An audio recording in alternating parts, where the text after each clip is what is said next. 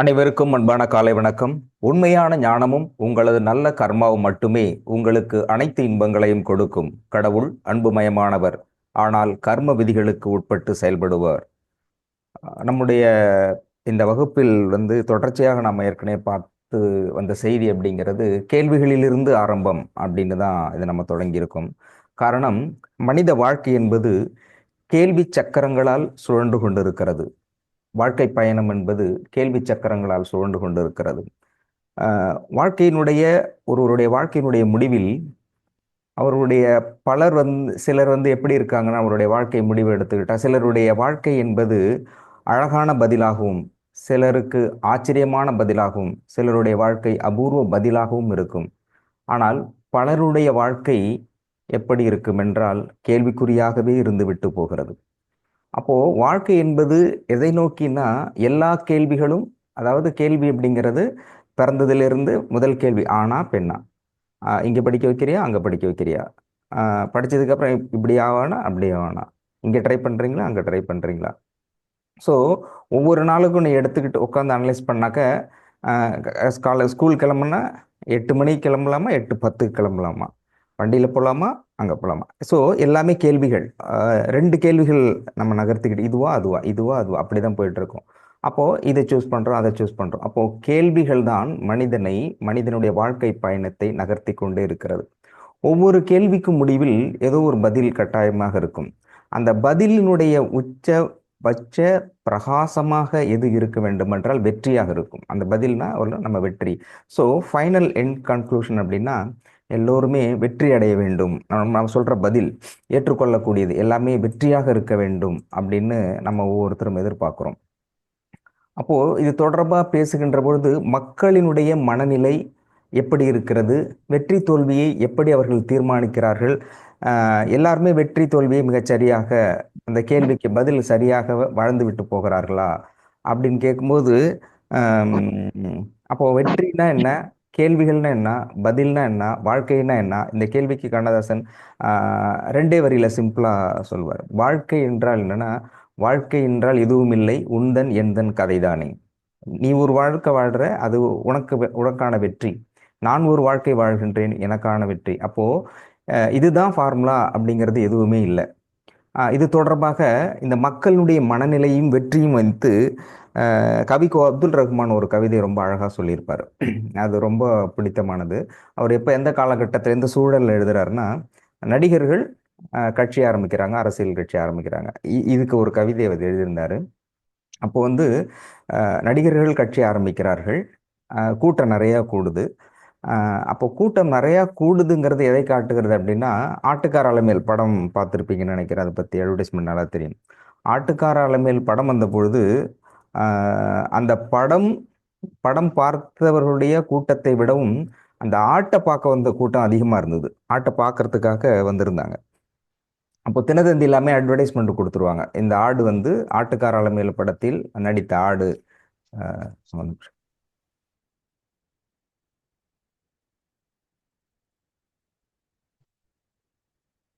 ஆட்டுக்கார அலமேல் படத்தில் நடித்த ஆடு அப்படின்னு சொல்லிட்டு அதுக்கு அந்த தேட்டருக்கு முன்னாடி நிற்க வைப்பாங்க. எல்லாம் வண்டி கட்டிட்டு அவ்வளோ க்ரௌடாக பார்த்துட்டு போவாங்க. அப்போது அந்த ஆட்டுக்கு தெரியாது நாம் இவ்வளோ பக்காவாக நடிச்சிருக்கோம். அந்த படத்தில் நடித்த சிவகுமார், ஸ்ரீபிரியா நினைக்கிறேன், அவங்க 2 பேருக்கும் காதலுக்கு தூது போனோம். அவங்க சக்ஸஸ் பண்ணுறதுக்கு இது சொல்லி கொடுத்தோம். அவங்களுக்கு லவ் லெட்டர் எடுத்துகிட்டு போனோம். வில்லனுக்கு எதிராக ஆக்ட் பண்ணோம். அவங்களுக்கு டூயட் பாடுறதுக்கு சாங் எடுத்து கொடுத்தோம். இதெல்லாம் அந்த ஆட்டுக்கு தெரியாது. அந்த ஆட்டை இயக்கியது இயக்குனர். அவர் அந்த ஷாட்டுக்கு முன்னாடி இந்த பக்கம் ஒரு இலையோ தழையோ காட்டிகிட்டு இருப்பார். அது ஓடி திங்கும். அந்த ஷாட் எடுத்துப்பாங்க, பின்னாடி முன்னாடி. அந்த இடத்துக்கிட்ட ஹீரோயின் நிற்பாங்க, ஹீரோ நிற்பாங்க. இது அவர் காட்சிப்படுத்திட்டு காமிப்பார். அப்போ எண்ட் பாயிண்ட் பொசிஷனில் படமாக பார்க்கும்போது அந்த ஆடு கடைசி வரைக்கும் இங்கேயும் அங்கேயும் தான் ஓடிக்கிட்டு இருக்கும். அதுக்கு எந்த ஒரு சிந்தனையும் இருந்திருக்காது. ஆனால் கடைசியில் ஃபார்ம் பண்ணும்போது பார்த்தா அந்த படத்துக்கே அதுதான் ஹீரோவாக இருக்கும், அதுதான் மைய கருத்தாக இருக்கும். அதை வச்சுட்டு அவர் சொல்கிறாரு, இது யாரையும் தொடர்பு படுத்தலை, கவிக்கோ சொல்கிறாரு. அப்போது சொல்லும் பொழுது நடிகர் ஒருவர் கட்சி ஆரம்பிக்கிறார் அப்படின்னு சொல்லிட்டு அதுக்கு கருத்து சொல்லியிருப்பார். ஆடு வீரமாக, ஐ திங்க் ஸோ, இப்படி தான் எழுதியிருக்காருன்னு நினைக்கிறேன். ஆடு வீரமாக நின்று கொண்டு இருக்கிறது. அந்த ஒரு மேடையில் நிற்க வச்சிருப்பாங்க. எல்லாரும் வந்து க்ரௌடாக வந்து பார்த்துட்டு போயிட்டு இருக்காங்க மக்கள்லாம். ஆடு வீரமாக நின்று கொண்டிருக்கிறது, ஆனால் மனிதர்கள்தான் மந்தையாகி போனார்கள் அப்படின்னு எழுதியிருப்பார்.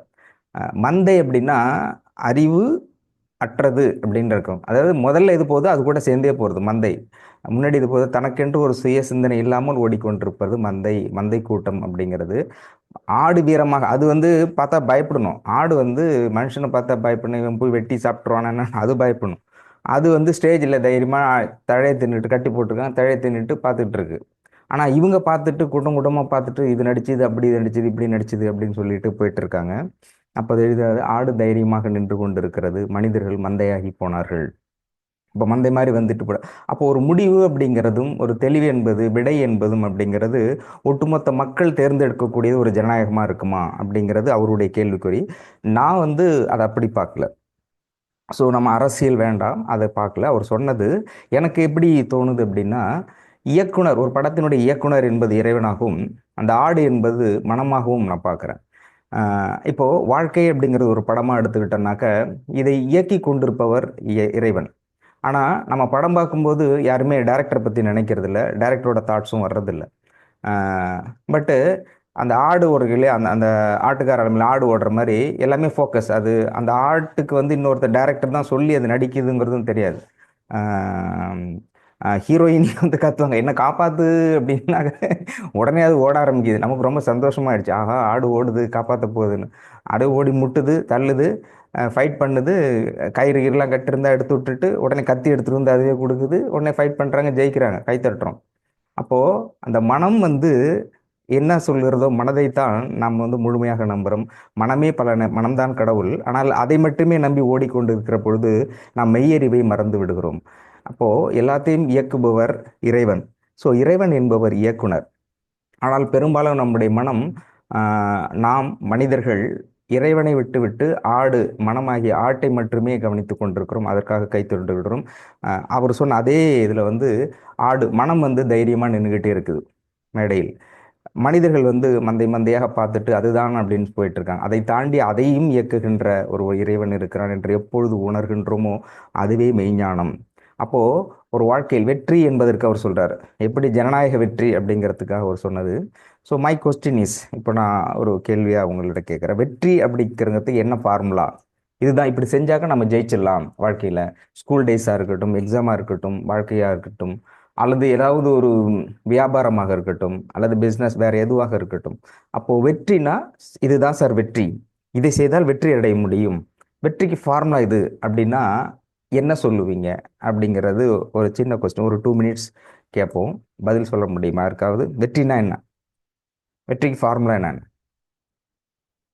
யாராவது? வெற்றி, ஜெயிக்கிறது அப்படின்னா என்ன? முத்துக்குமார் சார்.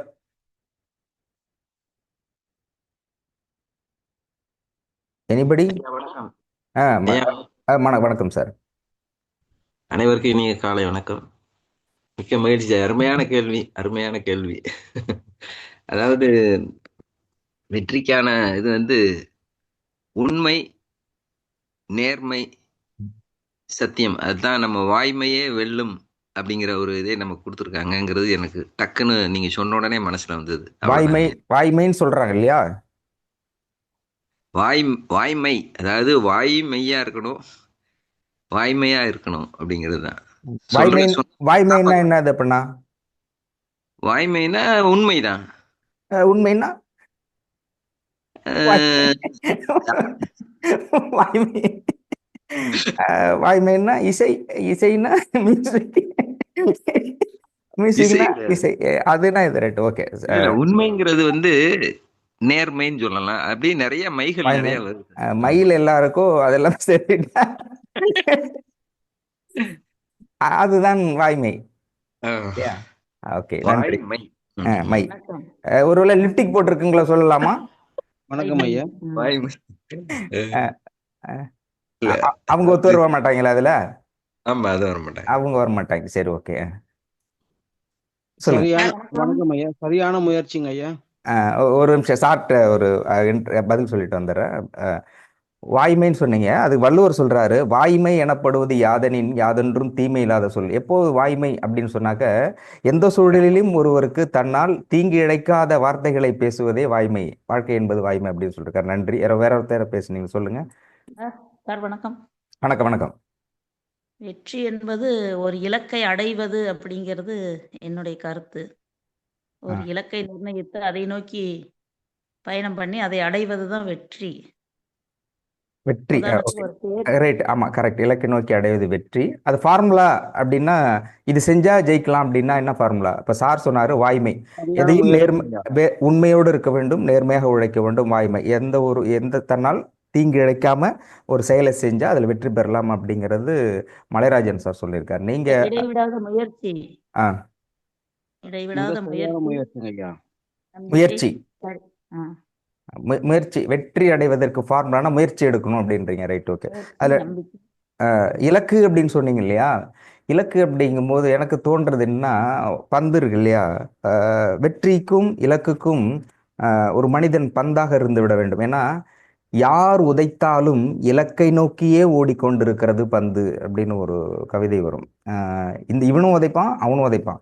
ஐயோ நம்மளை உதைக்கிறாங்களே அப்படி இது நினைக்கிறதே இல்லை. அதனுடைய கோல்னா இந்தாண்டையா இருந்தாலும் அந்தாண்டையாலும் சரி, அந்த பந்தோடைய நோக்கம் அப்படிங்கிறது ரீச் டு த கோல். அது கோலை நோக்கியே ஓடிக்கொண்டிருக்கும், இலக்கை நோக்கியே ஓடிக்கொண்டிருக்கும். அப்போ மனிதன் என்பவன் எப்படி இருக்க வேண்டும் என்றால், இலக்கை நோக்கி யார் உதைத்தாலும், உதைக்கிறது ரொம்ப கேவலமானது, யார் உதைத்தாலும் வாங்கி கொண்டு ஆனால் இலக்கை நோக்கியே ஓடிக்கொண்டிருக்கும் பந்தை போல இருக்க வேண்டும் மனிதர்கள் அப்படின்னு ஒரு கவிதை வரும். உதாரணம் எனக்கு தெரியும் சார். ஆ, சொல்லுங்க. நீங்க தான்.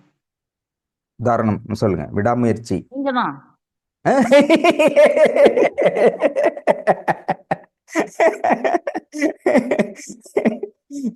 அதிலிருந்து மாலை வரைக்கும் ஒரு 200 ஃபோன் கால்னாலும் சலிக்காம ஓயாம எல்லாருக்கும் பதில் சொல்லி உங்க இலக்கை நோக்கியே போறீங்கல்ல. ஒரே உதாரணம் எனக்கு இது என் வாழ்க்கையில தெரிஞ்சது நீங்க தான். நன்றி, நன்றி. அது ஒரே ஆள் நீங்க தான் அப்படின்னு. Okay, okay. நன்றி, நன்றி. ஓகே, மகிழ்ச்சி. விடாமுயற்சி அப்படிங்கிறது சிறந்த இதாக சொல்லியிருக்கிறீங்க. எஸ், உண்மைதான். ஒரு ஒரு வாழ்க்கைங்கிறது, இலக்கற்ற வாழ்க்கைங்கிறது திக்கற்ற படகு பயணம் அப்படிங்கிற மாதிரி. எதை நோக்கி போறேன்னு தெரியாம போயிட்டு இருக்கக்கூடாது. அப்போ முதலில் ஒரு இலக்கை தீர்மானிக்க வேண்டும். அந்த இலக்கை தீர்மானிப்பதற்கு தேவையான முயற்சி எடுக்க வேண்டும். முயற்சி அப்படிங்கிறது மட்டும் சொல்லியிருந்தால் அது சரியாக இருக்குமான்னு தெரியல. விடாமுயற்சி அப்படிங்கிறது the tool of the success. தொடர்ச்சியாக அதை நோக்கியே போயிட்டு இருக்கணும். வெற்றியோ தோல்வி அதை பற்றி பார்க்காமல் இலக்கை அடைகின்ற வரை முயற்சி தொடர்ந்து கொண்டே இருப்பது விடாமுயற்சியா இருக்கும்போது வெற்றிக்கான ஃபார்முலா அப்படின்னு சொல்லியிருக்கீங்க. பேராசிரியருங்கிறதுனால கிளியரா அடிச்சிருக்கீங்க. நன்றி. வேற யாரோ அடுத்து சொல்லியிருந்தீங்க. வணக்கம் சார். வணக்கம் மேடம். சார் கரூர்லேருந்து லதா பேசுறேங்க சார். லதா மேடம். சொல்லுங்க மேடம். சார் ஃபர்ஸ்ட் பயிற்சி எடுக்கணும் சார். பயிற்சி, முயற்சி, வளர்ச்சி. Yes sir. பதவி அப்படின்னு வரும். வள்ளலார் சொன்ன மாதிரி பசித்திரு, தவித்திரு, தனித்திரு, விழித்திரு அப்படின்னு சொல்லணும். நம்ம ஒரு இது பண்றதுக்கு அதோட அந்த ஆர்டர் திருப்பி சொல்லுங்க. பசித்திரு, தவித்திரு, விழித்திரு அப்படின்னு. பசித்திரு அப்படின்னா ப அப்படின்ற வார்த்தை வரும். தவித்திரு, விழித்திரு அப்படின்னும் போது அந்த பதவி அப்படின்றத நம்ம அடைய முடியும். பசி அப்படின்னா நம்ம எது மேல தாக்கம் அதிகமா வச்சிருக்கோமோ, ஒரு இலக்கை இப்ப சொன்ன மாதிரி ஒரு இலக்கை நோக்கி போகும்போது அந்த தாட்ஸ் மட்டும்தான் நம்மள்ட்ட வந்துகிட்டே இருக்கணும்.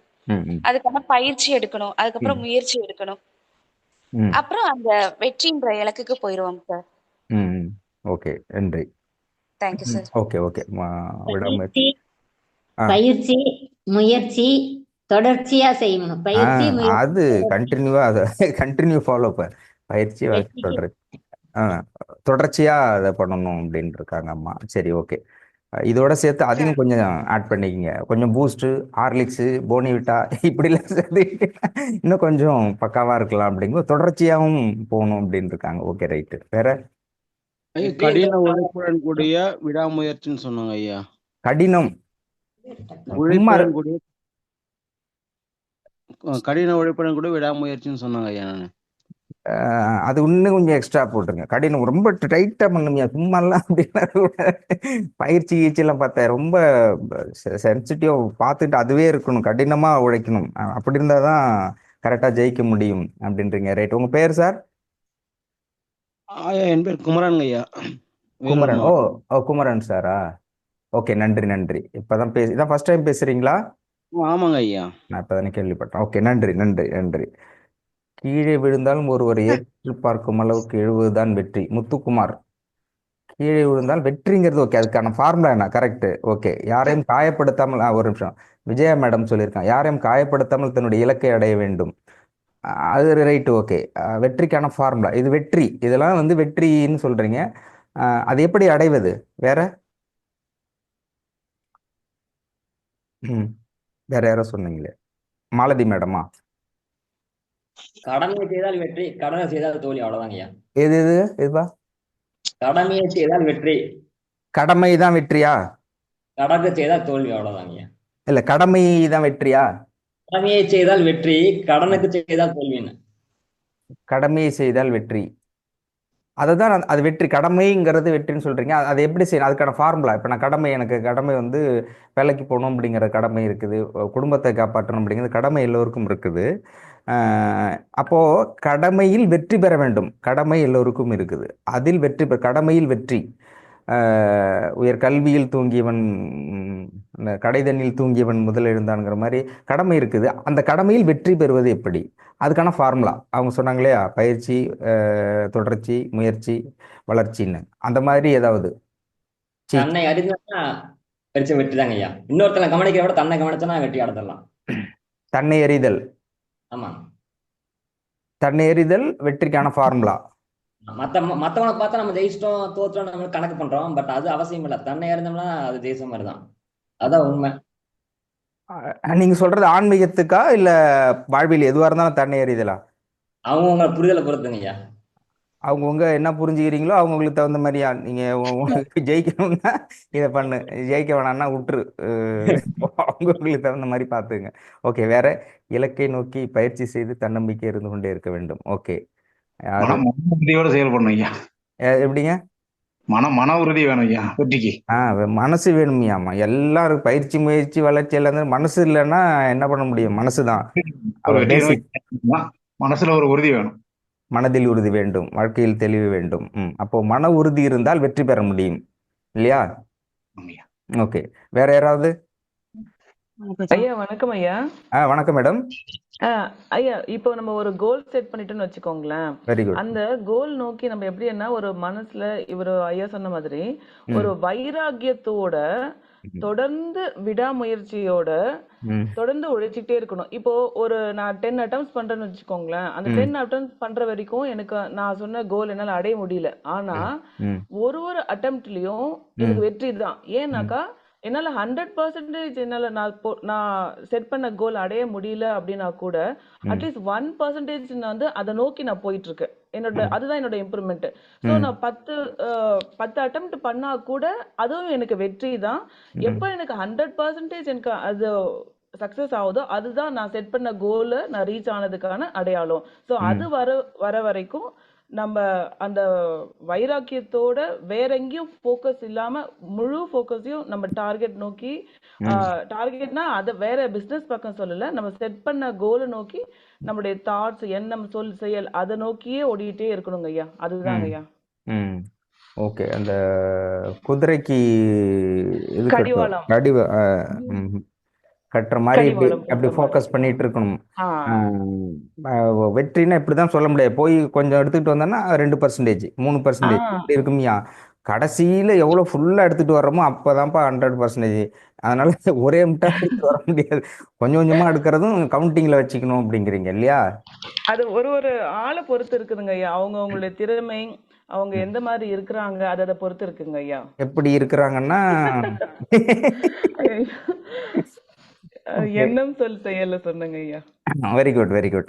ஆளை பொறுத்து இருக்குதுயா, எல்லாத்தையுமே ஜெயிச்சிட முடியாது. ஆள் ரொம்ப முக்கியம். Very good.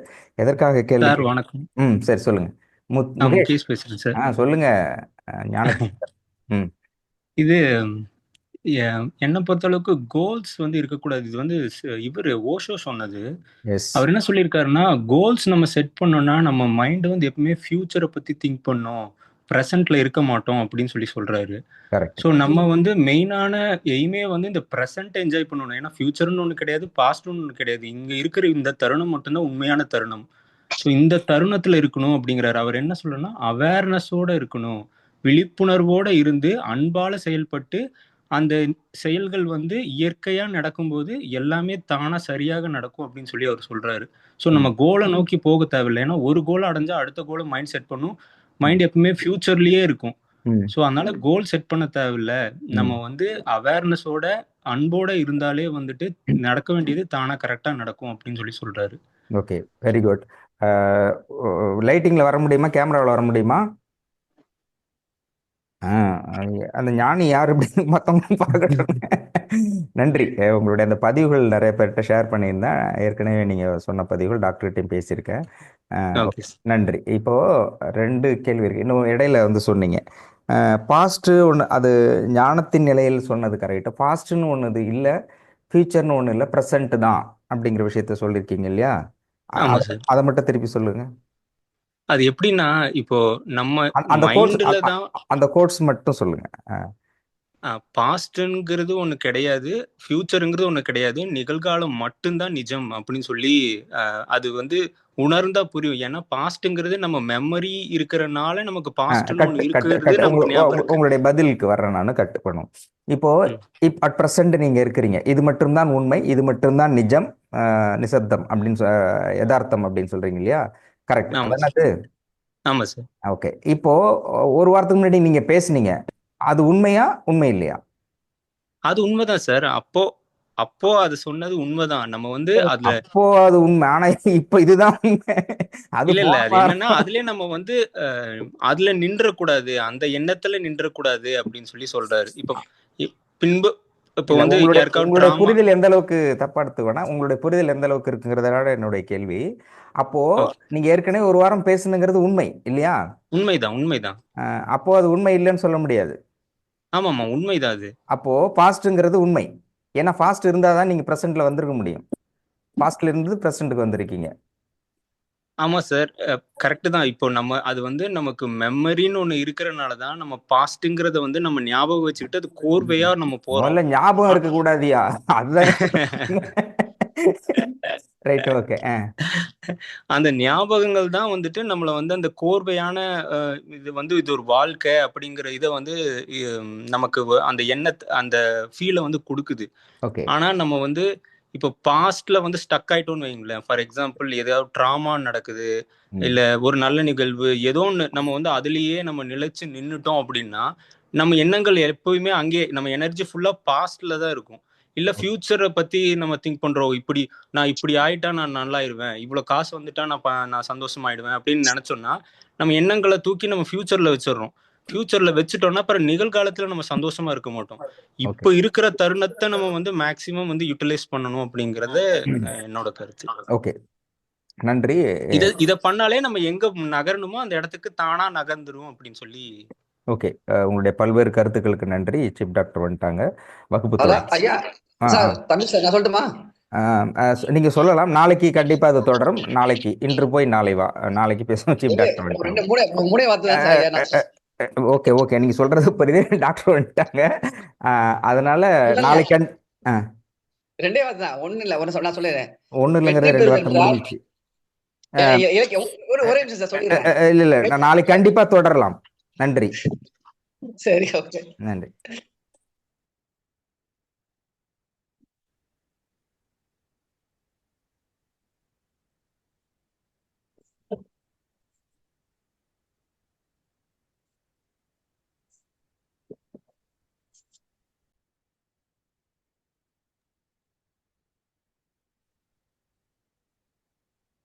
அனைவருக்கும் வணக்கம். வணக்கம் ஐயா. வணக்கம் ஐயா. அனைவருக்கும் வணக்கம். வணக்கம் ஐயா. வணக்கம். வணக்கம் ஐயா. வணக்கம் வணக்கம் அனைவருக்கும். அதாவது முன்னெல்லாம் வந்து சித்தர்கள் எப்பயாவது ரேராக தான் இன்ஸ்ட்ரக்ஷன் பண்ணுவாங்க. இப்போ வந்து டாக்டர் லங்கோவாக்கி ஹெட்மாஸ்டர் ரொம்ப சல்லம் கொடுக்குறவங்களுக்கு அப்படின்ட்டு பிஓ என்று சொல்லப்படுகின்ற சித்தர் பெருமக்களும் சிஇஓ என்று சொல்லப்படுகின்ற இறைவனும் வந்து மந்த்லி ரெவியூ ஆரம்பிச்சிட்டாங்க. இப்போ எவ்ரி மந்த் ரெவ்யூ. நேற்று ஃபஸ்ட்டு ஸ்டார்டிங் கார்த்திகை மாதம் 1ஆம் தேதி ரெவ்யூ ஆரம்பிச்சோம். இதுக்கு முன்னாடிலாம் இல்லை, ரொம்ப ரேராக எப்பயாவது ஒரு தடவை பண்ணுவாங்க. இப்போ நான் ரொம்ப செல்லம் கொடுக்குறேன் நான் அவங்களுக்கு. ஆனால் ரொம்ப ஸ்ட்ரிக்டாக டிஓவும் சிஓவும் நேற்று உட்காந்து ரெவ்யூ பண்ணுறாங்க எல்லாரும். எல்லா case by case, person to person எல்லாத்தையும் ரெவ்யூ பண்ணுறாங்க. நேற்று ஃபுல்லாக அது நடந்தது, ஈவினிங் வரைக்கும் நடந்தது அந்த ப்ராசஸ். காலைல ஆரம்பித்து ஈவினிங் வரைக்கும் நடந்தது. உங்களை விட ரொம்ப தீவிரமாக அவங்க உங்களை ரொம்ப கண்காணிக்கிறாங்க. நீங்கள் எந்த அளவுக்கு டெவலப் ஆகுறீங்க, எந்த அளவுக்கு வீக்காக இருக்கிறீங்க, எல்லாம் நீங்கள் கோட்டை விட்டுறீங்க, இதெல்லாம் கரெக்டாக ஃபாலோ பண்ணுறீங்க, உங்களை எப்படி கொண்டு வரணுன்றது உங்களை விட அவங்க ரொம்ப தீவிரமாக இருக்கிறாங்க. என்னை விட ரொம்ப தீவிரமாக இருக்க ஆரம்பிச்சிட்டாங்க. நேற்றெல்லாம் ரெவ்யூ மீட்டிங் நடந்தது. சில விஷயங்களாக சொல்லியிருக்காங்க, நம்ம அப்படி பேசுவோம் நம்ம. சரியா? அடுத்தது நம்ம அதை பற்றி பேசுவோம். இப்போது மீட்டிங்கில் இன்னும் சில விஷயங்களை பேசிட்டு அப்புறம் கடைசியாக அதை பற்றி பேசுவோம். ஓகேவா? இப்போது இந்த மாதவிலக்கு பிரச்சனையை பற்றி பேசிகிட்டு இருக்கோம். மாதவிலக்குக்காக உடனே மருந்து, கடைசியில் சர்ஜரி போகாமல் நம்ம வாழ்க்கை நடைமுறைகளில் நம்ம வந்து நல்லா பார்த்துங்க. எக்ஸ்டர்னல் மேட்டர் பற்றி தான் பேசிருக்கோம், இன்டர்னல் மேட்டருக்கே போகல. இன்டர்னல் மேட்டர் ஒன்று போகல, எக்ஸ்டர்னல் பற்றி தான் பேசிட்டு இருக்கோம். இதை முடிச்சுட்டு அப்புறம் இன்டர்னல் மேட்டருக்கு போகும். கந்தசஷ்டி கவசம் எத்தனை பேர் பார்த்தீங்கன்னு தெரியல. அது வீடியோவோ ஆடியோவோ போட்டு கேட்டீங்க அப்படின்னு சொல்லி தெரியல. கேட்டுக்கோங்க, இன்னைக்கு முடிஞ்சால் இன்னைக்கு கேட்டுக்கோங்க. நான் நாளைக்கு அநேகமாக அதை பற்றி பேசலாம்னு நினைக்கிறேன். நீங்கள் யாராவது இது வரைக்கும் கேட்காதவங்க, யாராவது போட்டு பார்க்காதவங்க, ஆடியோவாவோ வீடியோவாவோ அதை போட்டு கரெக்டாக word by word, sentence by sentence, அது கரெக்டாக லைன் பை லைன் அதை கரெக்டாக உள்வாங்கிக்கங்க. அது நிறைய விஷயங்கள் இருக்குது. அதாவது வந்து இந்துக்கள் மட்டும் கிடையாது, இதை பார்க்குற யாராக இருந்தாலும், கிறிஸ்டின் பீப்புளாக இருந்தாலும் சரி, முஸ்லீம் பீப்புளாக இருந்தாலும் சரி, எந்த மத வழிபாட்டை கொண்டவர்களாக இருந்தாலும் சரி, அதை வந்து கேளுங்க. இட் இஸ் எ மேட்டர், அவ்வளோதான். அது ஒரு விஷயம். அந்த விஷயம் வந்து நம்ம லைஃப்பில் சந்தோஷத்துக்கும், நம்ம லைஃப்பில் ஆனந்தத்துக்கும், நம்ம லைஃப்பில் அன்பான உறவுகளுக்கும் என்ன அங்கே வந்து லெசன் கற்றுக் கொடுக்குறாங்க அப்படின்ற விஷயத்த வந்து நீங்கள் அதுலேருந்து தெரிஞ்சுக்கலாம். அதனால் மத வேறுபாடுலாம் கிடையாது. இங்கே கர்மாலஜி ஹீலிங்கில் சொல்லிக் கொடுக்குற விஷயம் எல்லாமே குறிப்பிட்ட மதத்துக்கு மட்டுமே கிடையாது. அதை நல்லா மைண்டில் வச்சுக்கோங்க. இதுக்கள் நிறைய பேர் இருக்கிறதுனால இந்துக்கள் இருக்காங்க, அவ்வளோதான். பட் இங்கே சொல்லிக் கொடுக்கின்ற விஷயங்கள் உலகத்துக்கே பொதுவானது, எல்லா மக்களுக்குமே பொதுவானது. எல்லாருமே கடவுளுடைய குழந்தைகள் தான். நம்ம தான் தெரியாமல் என் மதம் பெருசு, உன் மதம் பெருசு, என் சாமி பெருசு, உன் சாமி பெருசு, என் கடவுள் இப்படி, உன் கடவுள் அப்படி, நம்மளுடைய இக்னரன்ஸ்னால தான் நம்ம பண்ணிட்டு இருக்க முடியும். கடவுளின் பார்வையில் நம்ம எல்லாம் குழந்தைகள் தான். கடவுள் ஒருவரே. அது ஹையஸ்டாக மேலே மேலே மேலே ஹையஸ்ட் லெவலுக்கு நாம் போகும்போது நாமே தான் அந்த கடவுள் உணர்ந்துக்குவோம். இப்போ தெரியாது. இப்போ அத்வைதம் துவைதம் பிரித்தோம் அப்படின்னா இப்போ துவைதம் அப்படின்னு சொல்றோம். டியூவாலிட்டி. கடவுள் வேற, நான் வேற. அவர் கடவுள், நான் வந்து பக்தன். அவர் படைச்சவர், நான் படைக்கப்பட்டவன். அப்படி இப்போ நம்ம நினச்சிட்டு இருக்கோம். அது ஹையர் ட்ரூத்னு சொல்லுவேன் இல்லையா, அடிக்கடி சொல்லுவேன் இல்லையா, ஹையர் ட்ரூத், உயர்ந்த உண்மை. அந்த உயர்ந்த உண்மைக்கு போகும்பொழுது தான் தெரியும், கடவுள் வேற இல்லை, நான் வேற இல்லை, ரெண்டும் ஒன்று தான் அப்படின்னு தெரியும். இப்போ தெரியாது. இப்போ இதுக்காக சண்டை பிடிச்சி கொலை பண்ணிக்கிறவங்களாம் இருக்காங்க இல்லையா. சண்டை பிடிச்சிக்கிறாங்க, கொலை பண்ணிக்கிறாங்க. என் சாமி பெருசு, உன் சாமி பெருசு, எனக்கு பரிவட்டம் காட்டல, உனக்கு பரிவட்டம் காட்டல, நான் தான் முதல் மரியாதை கடவுளுக்கு நான் தான் முதல்ல செய்யணும், நீ அப்புறம் செய்யணும், நான் தான் கும்பிடுவேன், நீ அதுக்கு பிறகு வரணும். சினிமாலாம் பார்க்குறோம் இல்லை, சினிமாவில் பார்க்குறோம், நாடகத்தில் பார்க்குறோம், சீரியல்லாம் பார்க்குறோம் இல்லை. அதெல்லாம் தெரியல. அது உயர்ந்தபட்ச உண்மைக்கு நாம் போனோம் அப்படின்னு சொல்லி சொன்னால், கடவுளும் நாமளும் ஒன்னே தான். நாம வேற இல்லை, கடவுள் வேற இல்லை. கடவுளுடைய பகுதி தான் நாம ஹையர் லெவலுக்கு போனோம்னா நாமே கடவுளாக மாறுகின்றோம். சத்துவம் அசி, நீயே கடவுளாக ஆகின்றாய், எதுவாக ஆகின்றாய், நீயே கடவுளாக ஆகின்றாய். இந்த உண்மை அப்பதான் தெரியும், இப்ப தெரியாது. நம்ம இந்த லெவல்லே பேசும். ஸோ கந்தசஷ்டி கவசம் பார்த்துக்கோங்க. ஆனால் எதுக்காக ரிலீஜனுக்காக ஐயே நான் பார்க்க மாட்டேன் சார், நான் கேட்க மாட்டேன் சார், அது இந்துக்களுக்கு மட்டும்தான் அப்படின்னு யாரும் ஒதுக்கிடாதீங்க. எல்லாமே எல்லா மதங்களுக்குமே எல்லா விஷயங்களும் சொல்ற விஷயமே எல்லா மனிதர்களுமே பொருந்தும். அது குர்ஆன்ல சொல்லியிருந்தாலும் சரி, கீதையில சொல்லியிருந்தாலும் சரி, பைபிள்ல சொல்லியிருந்தாலும் சரி, குருக்கிரந்திர சொல்லியிருந்தாலும் சரி, திருவற்பால சொல்லியிருந்தாலும் சரி, நீங்க எந்த மதத்துல எந்த ஆன்மீகவாதத்தில் எதை சொல்லியிருந்தாலும் சரி, அது எல்லா மனிதர்களுக்குமே பொருந்தும். அதை நல்லா மைண்ட் வச்சுக்கோ. கர்மான்விகளின் பீப்புள் கிட்ட அந்த ஒரு வித்தியாச பாரபட்சம் இருக்கக்கூடாது. எந்த மதமா இருந்தாலும், எந்த கடவுளாக இருந்தாலும், யார் என்ன சொல்லியிருந்தாலும் அது எல்லா மக்களுக்குமே பொருந்தும். அது இன்னும் ரொம்ப டீப்பாக போனால் அமெரிக்காவில் வந்து திருவள்ளுவர் என்று சொல்லப்படுகின்ற எமர்சன் என்று எழுத்தாளர், இங்கே நம்ம எப்படி திருவள்ளுவர் ரொம்ப ரொம்ப டெடிகேட் பண்ணி எல்லா விஷயம் அக்குவர் அணுகிற பிச்சு போட்டு சொல்லியிருக்கிறாரோ, அதே மாதிரி அமெரிக்காவில் எமர்சன் அப்படின்ற ஒரு எழுத்தாளர் வந்து இந்த கடவுளை பற்றி இன்னும் தெளிவாக பேசியிருக்காரு. மக்களுக்கு அதெல்லாம் புரியாது, தெரியாது. ஃப்யூச்சரில் டீகோட் பண்ணி சொல்லிக் கொடுப்போம் சொல்லி அவரும் ஒரு வகையில் சொல்லியிருக்காரு. என்ன அமெரிக்காவில் வந்து ஒரு திருவள்ளுவர் சொல்லாங்க எமர்சன்.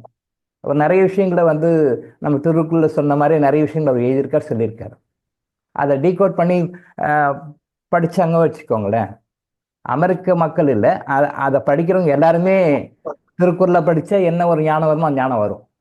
அவர் ஹையர் லெவலில் அது ஒரு லெவலில் சொல்லிக்கிறார். அது யாரும் சரியாக டீகோட் பண்ணி புரிஞ்சுக்கல. ஃப்யூச்சரில் டைம் கிடைச்சா இறைவன் அனுமதித்தா நம்ம அதையும் விளக்கி சொல்லுவோம். இங்கே நம்ம தமிழ் இலக்கியங்கள இந்திய இலக்கியங்களை சொல்லாத விஷயம் யாரும் சொல்லல, பட் அவங்களும் சொல்லியிருக்காங்கன்னு சொல்ல வரேன் நான். இல்லையா? ஸோ கந்தசஷ்டி கவசம் போட்டு பார்த்துங்க. ஆனால் முடிஞ்சால் இன்னைக்கு பார்த்துக்கோங்க, நாளைக்கு அதை பற்றி போடலாம்னு நினைக்கிறேன். அப்படி இல்லைன்னா நாளை மறுநாள், நாளை அல்லது நாளை மறுநாள். முன்னாடி எல்லாருமே கம்பல்சரியாக பார்த்துக்கணும். Word by word, line by line, sentence by sentence கரெக்டாக பார்த்துக்கோங்க. எக்ஸ்பிளைன் பண்ணி சொல்லிக் கொடுக்கு. எவ்வளோ விஷயம் நம்ம சொல்லியிருக்கிறாங்க, நம்ம அதை புரிஞ்சுக்காம எவ்வளோ வடிகட்டின முட்டாள்களாக இருக்கிறோம் நீங்கள் புரிஞ்சுக்கலாம். ஓகே, பார்த்துக்கோங்க. அடுத்தது மாதவிளக்கை பற்றி பேசிட்டு இருக்கோம். மருந்துக்கே போகாம எப்படிலாம் சரி பண்ணலாம். சர்ஜரிக்கு எந்த காரணத்தை கொண்டு வேண்டாம், உறுப்பை எந்த பாகத்தையும் கட் பண்ணி எடுக்கக்கூடாது. அதுக்கு போகாமல் என்ன பண்ண தான் பேசிட்டு இருக்கோம். பேசுகிற விஷயங்கள் வந்து ரொம்ப சில்லி மேட்ரா, ரொம்ப ரொம்ப சாதாரண மேட்ரா, நம்ம லோக்கல் லெவலில் சொன்னோம்னா செப்ப மேட்ரு அப்படின்ற மாதிரி நாம் நினச்சிட்டு இருக்கோம். பட் அதுவும் மிகப்பெரிய விஷயம்ன்றது நிறைய பேர் தெரியல. அதை தான் நம்ம இங்கே சொல்லிக் கொடுக்குறோம்.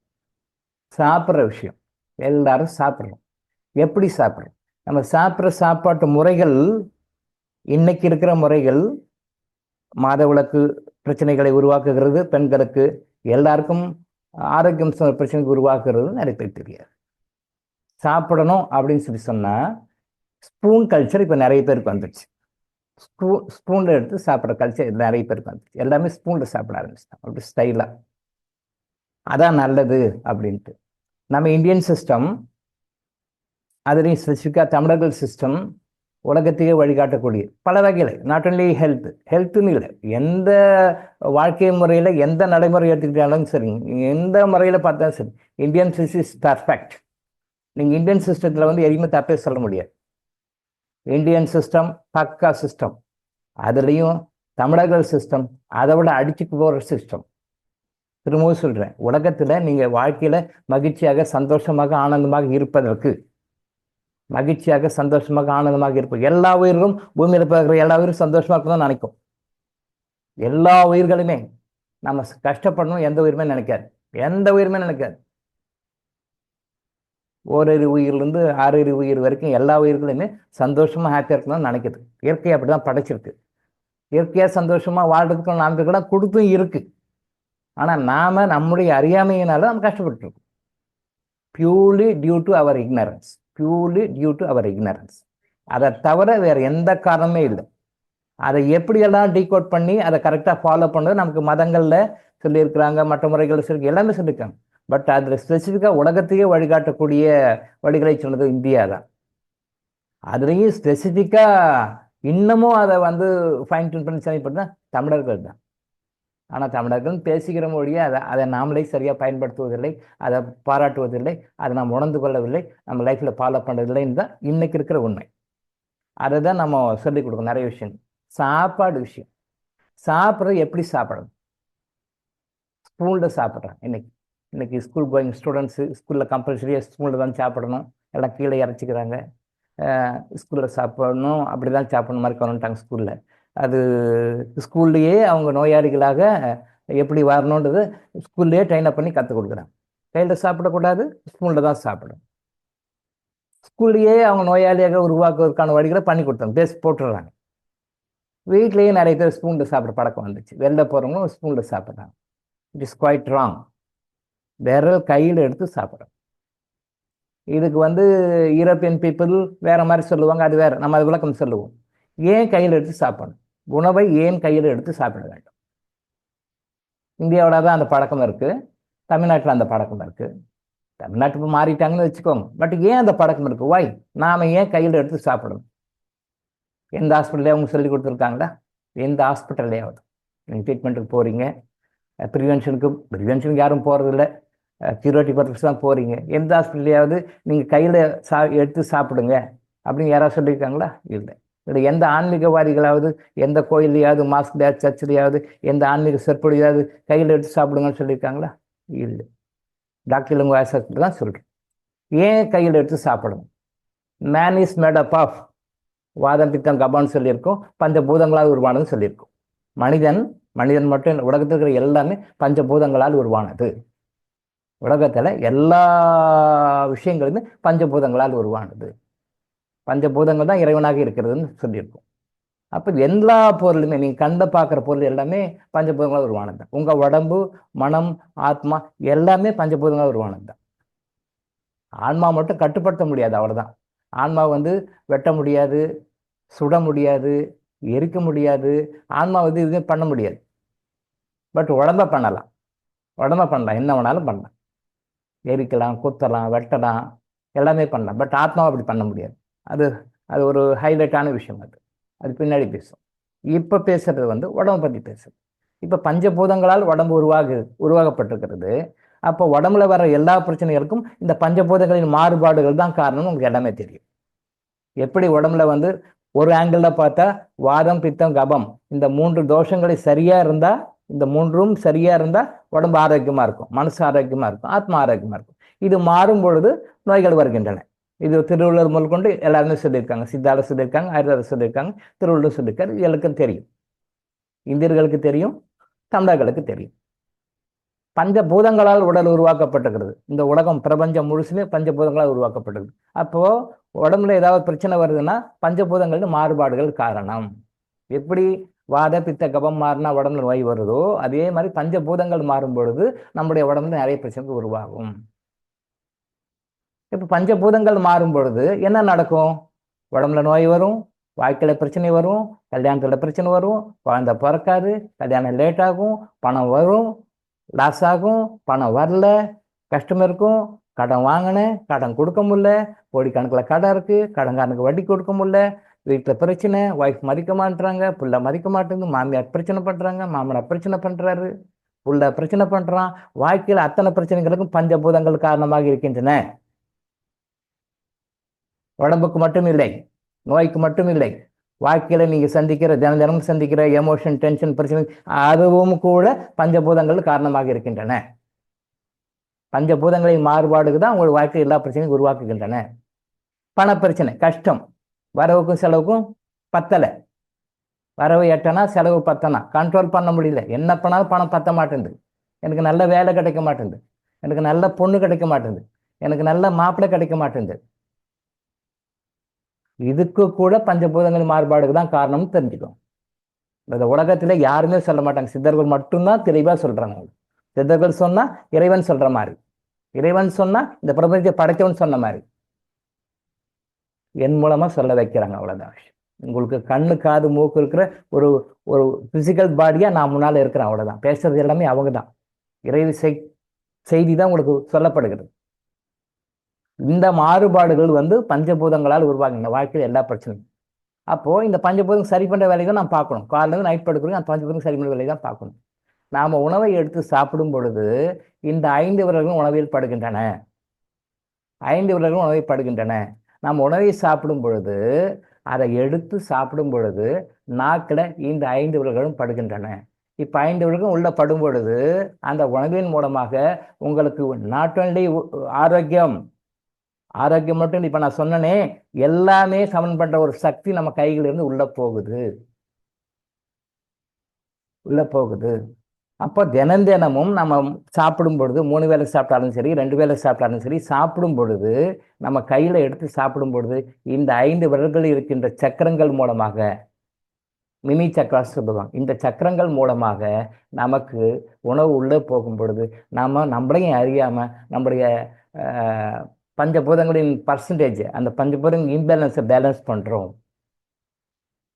இந்த சாப்பாடை எடுத்து உணவு சாப்பிடும் பொழுது மாதவிலக்கு கோளாறுகள் தவிர்க்கப்படுகின்றன.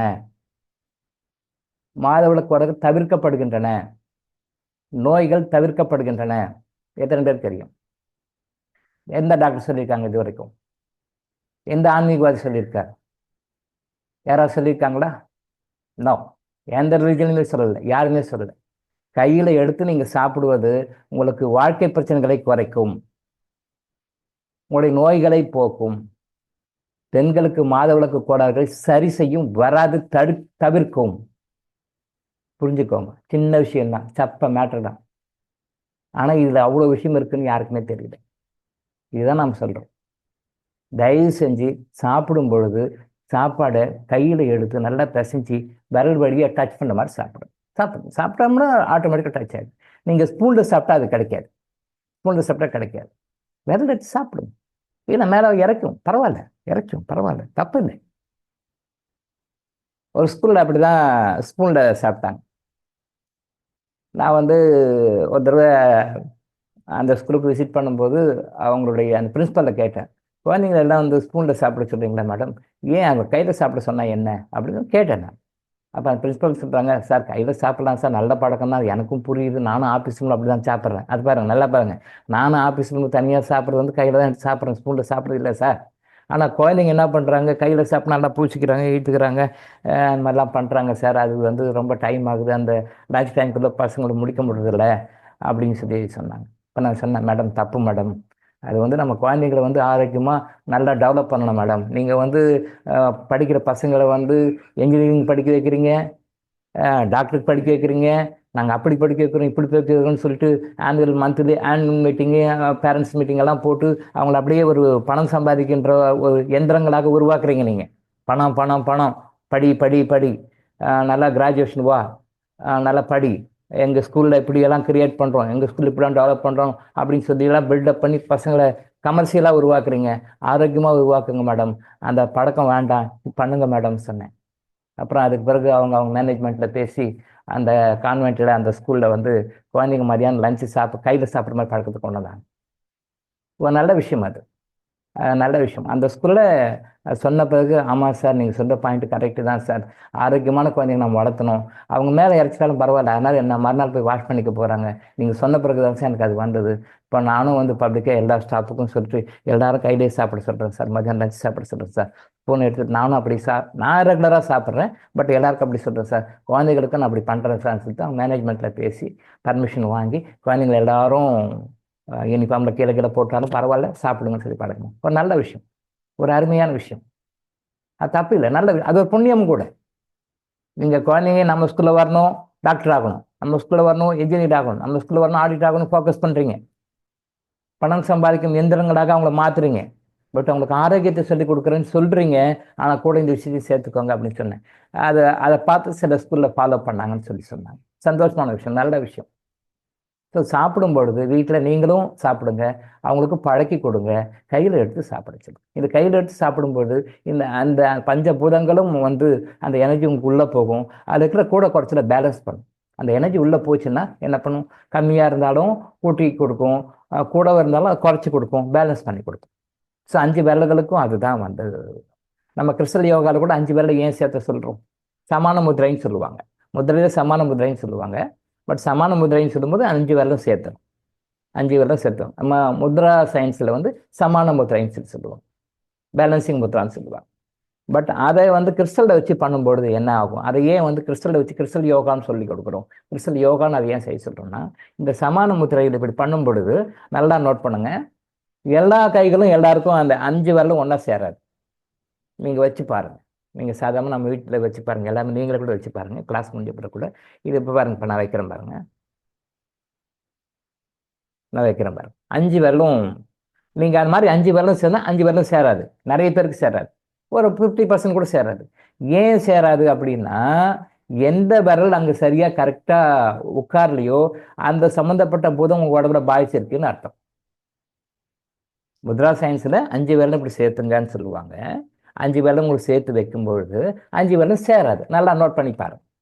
நமக்கு வருதுன்றக்காக மற்றவங்க பாருங்க. நீங்கள் 10 பேரை பார்த்தீங்கன்னா 10 பேரும் 10 விதமாக டச் பண்ணுவாங்க. ஏதாவது ஒரு விரல் எஸ்கேப் ஆகும். சில பேருக்கு ஒரு விரல் எஸ்கேப் ஆகும், சில பேருக்கு 2 விரல் எஸ்கேப் ஆகும். கரெக்டாக 100% சரியாக செட் ஆகாது, கரெக்டாக உட்காராது. நீங்கள் பாருங்கள், நீங்களே ப்ராக்டிக்கலாக பாருங்கள், உங்கள் ஃபேமிலியில் பாருங்கள், தெரிஞ்சவங்க பாருங்கள், எல்லாரும் இந்த கிளாஸ் முடிஞ்ச பிறகு கூட பாருங்கள். இந்த 5 விரலும் டச் ஆகாது, டச் பண்ண விடாது, ஏதாவது டகப்பார் பண்ணும்.